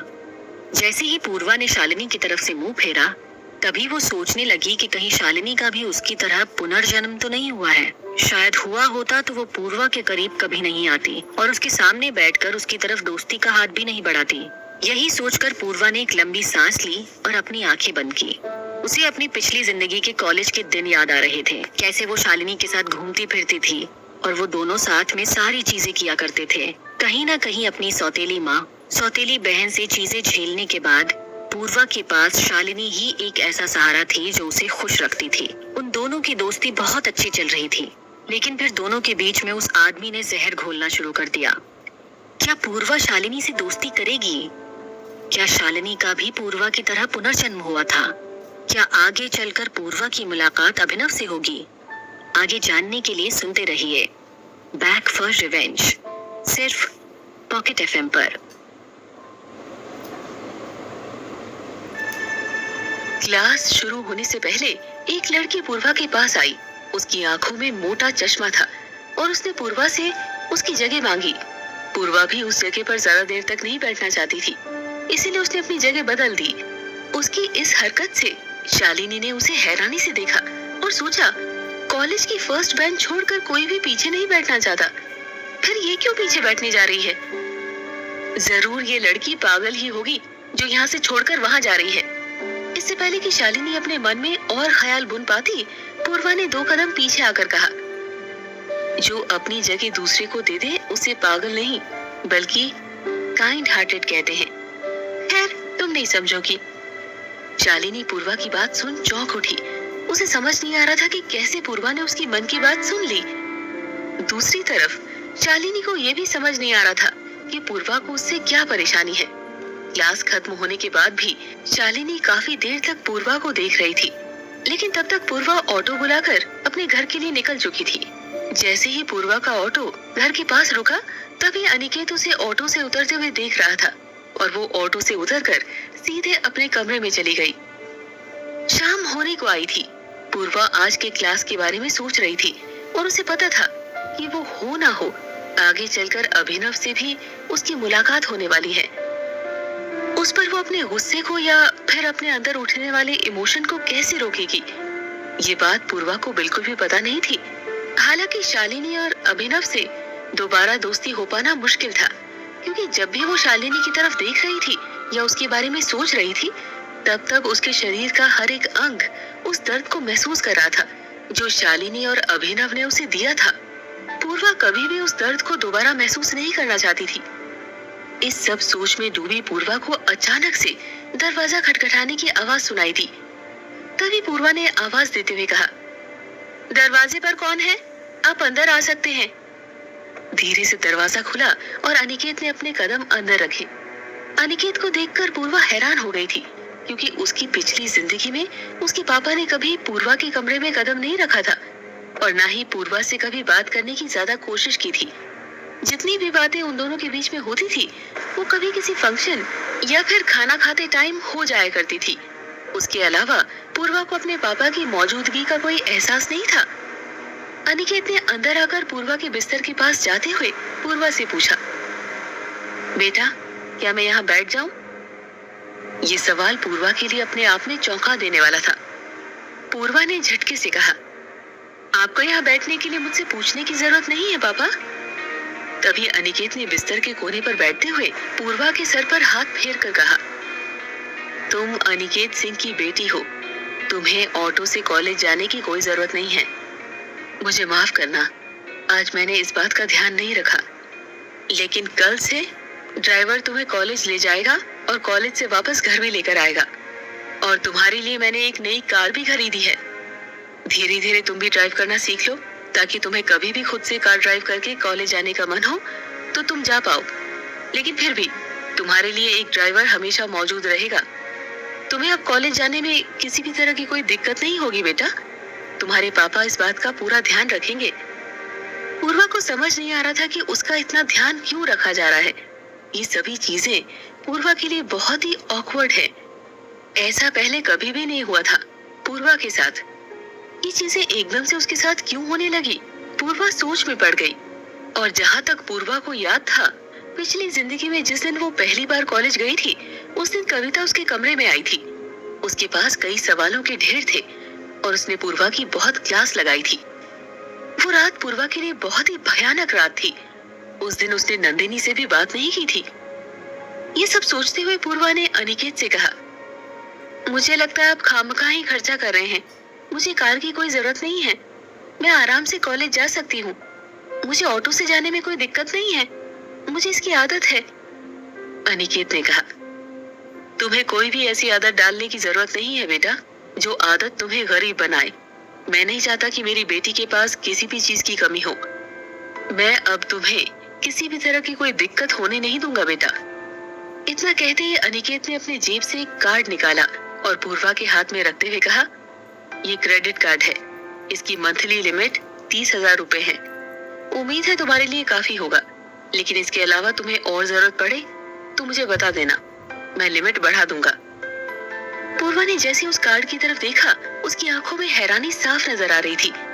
अनिकेत ने पूर्वा की आंखों में कई सारे सवाल देखने के बाद कहा, मैं जानता हूँ तुम क्या सोच रही हो।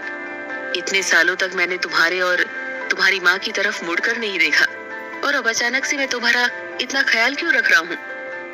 यही सवाल तुम्हारे दिमाग में आ रहा होगा ना। पर बेटा, मैं हमेशा से अपने परिवार का ध्यान रखने की कोशिश करता हूँ, लेकिन मैं कुछ चीजों में फंसा हुआ हूँ। पर अब हमें किसी से भी डरने की कोई जरूरत नहीं है। तुम आराम करो, और किसी भी चीज की जरूरत हो तो मुझे या कविता को बता देना। हो सकता है कि कविता कभी अपनी बेटी समझकर तुम पर चिल्लाए या फिर तुम्हें डांटे, जैसे कि वो रूही को डांटती है। उन चीजों को माइंड मत करना। अपने पापा की बात सुनने के बाद पूर्वा ने हाँ में सर हिलाया और अनिकेत कमरे से बाहर चला गया। बाहर जाते हुए अनिकेत ने धीरे से दरवाजा बंद किया। जैसे वो सीढ़ियों के नीचे उतरने लगा, उसकी नजर कविता पर पड़ी। कविता भी अपने चेहरे पर सवालिया निशान लेकर अनिकेत की तरफ देख रही थी। तभी अनिकेत जाकर कविता के बगल में बैठ गया। कविता ने कहा, सब ठीक है ना, तुमने कार्ड दिया उसे? अनिकेत ने कहा, हाँ सब कुछ ठीक है, और धीरे धीरे वो हम पर भरोसा भी करने लगेगी। शायद ये घर उसके लिए नया है, इसीलिए इतनी जल्दी भरोसा करना आसान नहीं होगा। तभी कविता कहती है, मुझे इन सब चीजों की फिक्र नहीं है। जवान लड़की है, इस उम्र में लड़कियां कच्ची मिट्टी की तरह होती है। उन्हें जो शेप दिया जाए उस शेप में ढल जाती है। अनिकेत कहता है, हाँ शायद तुम ठीक ही कह रही हो, बस हमें उसका भरोसा जीतना है। इतना सुनते ही कविता कुछ देर के लिए चुप रही और कुछ सोचने लगी। फिर उसने अनिकेत का हाथ पकड़ा और कहा, वाजपेयी जी से आपकी बात हुई?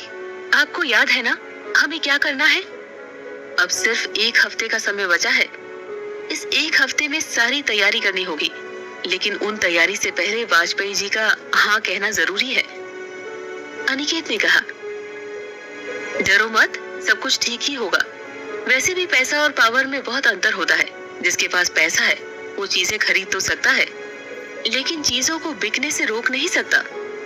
पर पावर कुछ भी करवा सकती है। इस बार उनकी सरकार भी है, और सत्ता को भी जवाब देने में समय तो लगेगा ही, लेकिन जिस तरह से उन्होंने मुझसे बात की थी, उससे लग रहा था कि हाँ ही कहने वाले हैं। चलो अच्छा है। इतना कहकर कविता ने एक लंबी सांस भरी और सोफे पर अपना सर टिकाकर बैठ गई। दूसरी तरफ पूर्वा काफी देर तक चुप बैठने के बाद अपने फोन की तरफ देखने लगी। उसे अपनी माँ से बात करने का मन कर रहा था। वो मन ही मन सोच रही थी कि यहाँ वो आलीशान घर में रह रही है, वहाँ उसकी माँ न जाने किन हालातों का सामना कर रही होगी। हालांकि पूर्वा और उसकी माँ का घर छोटा नहीं था, लेकिन चौल के बीचों बीच था, इसीलिए वहाँ धूप भी अच्छी तरह नहीं आ पाती थी। कभी कभी तो पानी की भी दिक्कतें होती रहती थी, पर नंदिनी ने कभी शिकायत नहीं की और कभी पूर्वा से काम भी नहीं करवाया। ये सब सोचते हुए पूर्वा ने फोन उठाया और अपनी माँ का नंबर डायल किया। नंदिनी ने खुशी से फोन उठाते हुए पूर्वा से कहा, क्या हाल है मेरी बेटी के? पूर्वा जवाब देती हुई बोली, मैं बिल्कुल ठीक हूँ माँ, आप कैसी हैं? माँ, आज मेरे कॉलेज का पहला दिन था, एडमिशन भी हो गया और क्लासेस भी ले ली। अच्छा लगा मुझे। पापा भी मुझसे मिलने आए थे। उन्होंने मुझे अपना क्रेडिट कार्ड दिया है। उस कार्ड की लिमिट 30,000 है और अब हम खरीदारी करने जा सकते हैं। तुम चलोगी ना मेरे साथ? हमें अब किसी भी तरह की कोई दिक्कत नहीं होगी माँ। नंदिनी ने कुछ देर तक चुप्पी साधी। तभी पूर्वा ने फिर से अपने सवाल को दोहराते हुए कहा, क्या हुआ माँ, तुम जवाब क्यों नहीं दे रही हो? हम एक ही शहर में रहते हैं, क्या हम एक दूसरे को नहीं मिल सकते? क्या हम साथ में खरीदारी करने नहीं जा सकते? बोलो ना माँ। नंदिनी ने कहा, पता नहीं बेटा, लेकिन तुम्हारे पापा और उनकी की किसी भी चीज में मेरा कोई हक नहीं है और ना ही मैं हक जताना चाहती हूँ। अगर तुम्हारे भविष्य की बात नहीं होती तो शायद मैं अपनी कसम कभी नहीं तोड़ती। तुम चिंता मत करो, मैं तुमसे बात करती रहूंगी, लेकिन मिलना जुलना इतना आसान नहीं हो सकेगा। तुम्हें अब उस घर और उस घर के लोगों की आदत डालनी पड़ेगी। पूर्वा को याद था उसकी पिछली जिंदगी में भी उसकी माँ ने मिलने से साफ इनकार कर दिया था और उसके बाद काफी दिन तक वो अपनी माँ से नाराज थी। उसने फोन से भी बात नहीं की थी, लेकिन इस बार वो अपनी माँ से नाराज नहीं होना चाहती थी। वक्त की नजाकत और जरूरत को समझते हुए उसने समझदारी से काम लेने का फैसला किया और अपनी माँ से कहा, ठीक है माँ, अगर आप ऐसा सोचती हैं तो जरूर इसके पीछे कोई वजह होगी। अपनी बेटी के मुंह से समझदारी भरे शब्द सुनकर नंदिनी ने एक गहरी सांस ली और कहा, मेरी बेटी सचमुच बड़ी हो गई है। ठीक है बेटा, तुम आराम करो, मुझे अभी बहुत सारा काम निपटाना है। चलो अपना ध्यान रखना बेटा। इतना कहते ही नंदिनी ने फोन रख दिया और पूर्वा काफी देर तक फोन की स्क्रीन को देखती रही। दूसरी तरफ हॉल में कविता और अनिकेत अभी चुपचाप बैठे हुए थे। तभी अचानक अनिकेत के फोन में एक मैसेज आया और उसने मैसेज पढ़ते हुए कविता की तरफ देखकर मुस्कुराते हुए कहा, वाजपेयी जी का बेटा आज ही अमेरिका से वापस आ रहा है, जरूर इसके पीछे कोई वजह होगी। ये बात सुनकर कविता खुश हो गई। एक तरफ कविता और अनिकेत खुशी मना रहे थे, दूसरी तरफ एक महंगी कार एयरपोर्ट के प्राइवेट स्पेस में खड़ी थी। तभी कार से उतरकर एक सुंदर लड़की रनवे की तरफ देखने लगी और फिर उसने अपने घड़ी में समय देखा। ऐसा लग रहा था जैसे वो बेसब्री से किसी के आने का इंतजार कर रही हो। उसके पीछे 2 ब्लैक कमांडो खड़े थे। वो एरिया बिल्कुल सुनसान था। वहाँ किसी और इंसान, वो लड़की और 2 कमांडो के अलावा दूर गेट पे 2 गार्ड खड़े थे जो लोगों को वहाँ आने जाने से रोक सके। वैसे भी एयरपोर्ट से निकलने वाले सभी यात्रियों को पता था कि वो प्राइवेट स्पेस है, इसीलिए किसी ने वहाँ घुसने की कोशिश नहीं की। अचानक एक प्राइवेट प्लेन आकर रनवे के चक्कर लगाने लगा। तभी उस लड़की के चेहरे पर मुस्कुराहट आ गई। ऐसा लग रहा था वो इसी प्लेन का इंतजार कर रही हो। जैसे ही प्लेन रुका वैसे दरवाजा खुलते हुए 2 एयर होस्टेस बाहर आई। एयर होस्टेस के बाहर निकलते ही 2 गार्ड बाहर निकले। उन्होंने चारों तरफ नजर घुमाई, पर उनकी नजर उस लड़की पर पड़ी। तब उन्होंने सिग्नल पास किया और एक 22 साल का जवान हैंडसम लड़का प्लेन से बाहर उतरता हुआ नजर आया। उसे देखकर लग रहा था जैसे कोई बहुत बड़ा फिल्म स्टार हो। व्हाइट रंग की शर्ट और ब्लैक पैंट में उसकी पर्सनालिटी और भी खिलकर नजर आ रही थी। शर्ट हल्की सी ट्रांसपेरेंट थी, इसीलिए शरीर के कट्स देखना ज्यादा मुश्किल नहीं था। ये देखते हुए उस लड़की ने खुद से कहा, ये नहीं सुधरेगा, ऐसे कपड़े पहनकर आएगा तो दूर से भी कोई पहचान लेगा। जैसे ही वो लड़का कार के पास पहुंचा, उसने कार के पास खड़ी लड़की को गले लगाया और कहा, आई होप मैंने तुम्हें बहुत इंतजार नहीं करवाया, शाशा। शाशा ने मुस्कुराते हुए कहा, कोई नई बात नहीं है रुद्र, ये तो हर रोज की बात है। जब भी तुम आते हो तो मुझे 1 घंटे पहले यहाँ गार्ड की तरह तैनात होना पड़ता है। लेकिन तुम्हारी विजिट बहुत सस्पिशियस थी। क्या किसी को पता है तुम यहाँ आने वाले हो? रुद्र ने शाशा की बात का जवाब देते हुए कहा, जहाँ तक मुझे पता है शायद नहीं, क्योंकि मैं अपनी मर्जी से नहीं आया हूँ। ये सब पापा की वजह से हुआ है। उन्होंने मेरे लिए कुछ स्पेशल अरेंज किया है। I don't know what. ये बात सुनते हुए शाशा मुस्कुराई और उसने रुद्र को कार में बैठने के लिए कहा। रुद्र कौन था? अनिकेत और कविता वाजपेयी जी से क्या चाहते थे? आगे जानने के लिए सुनते रहिए बैक फॉर रिवेंज, सिर्फ पॉकेट एफएम पर।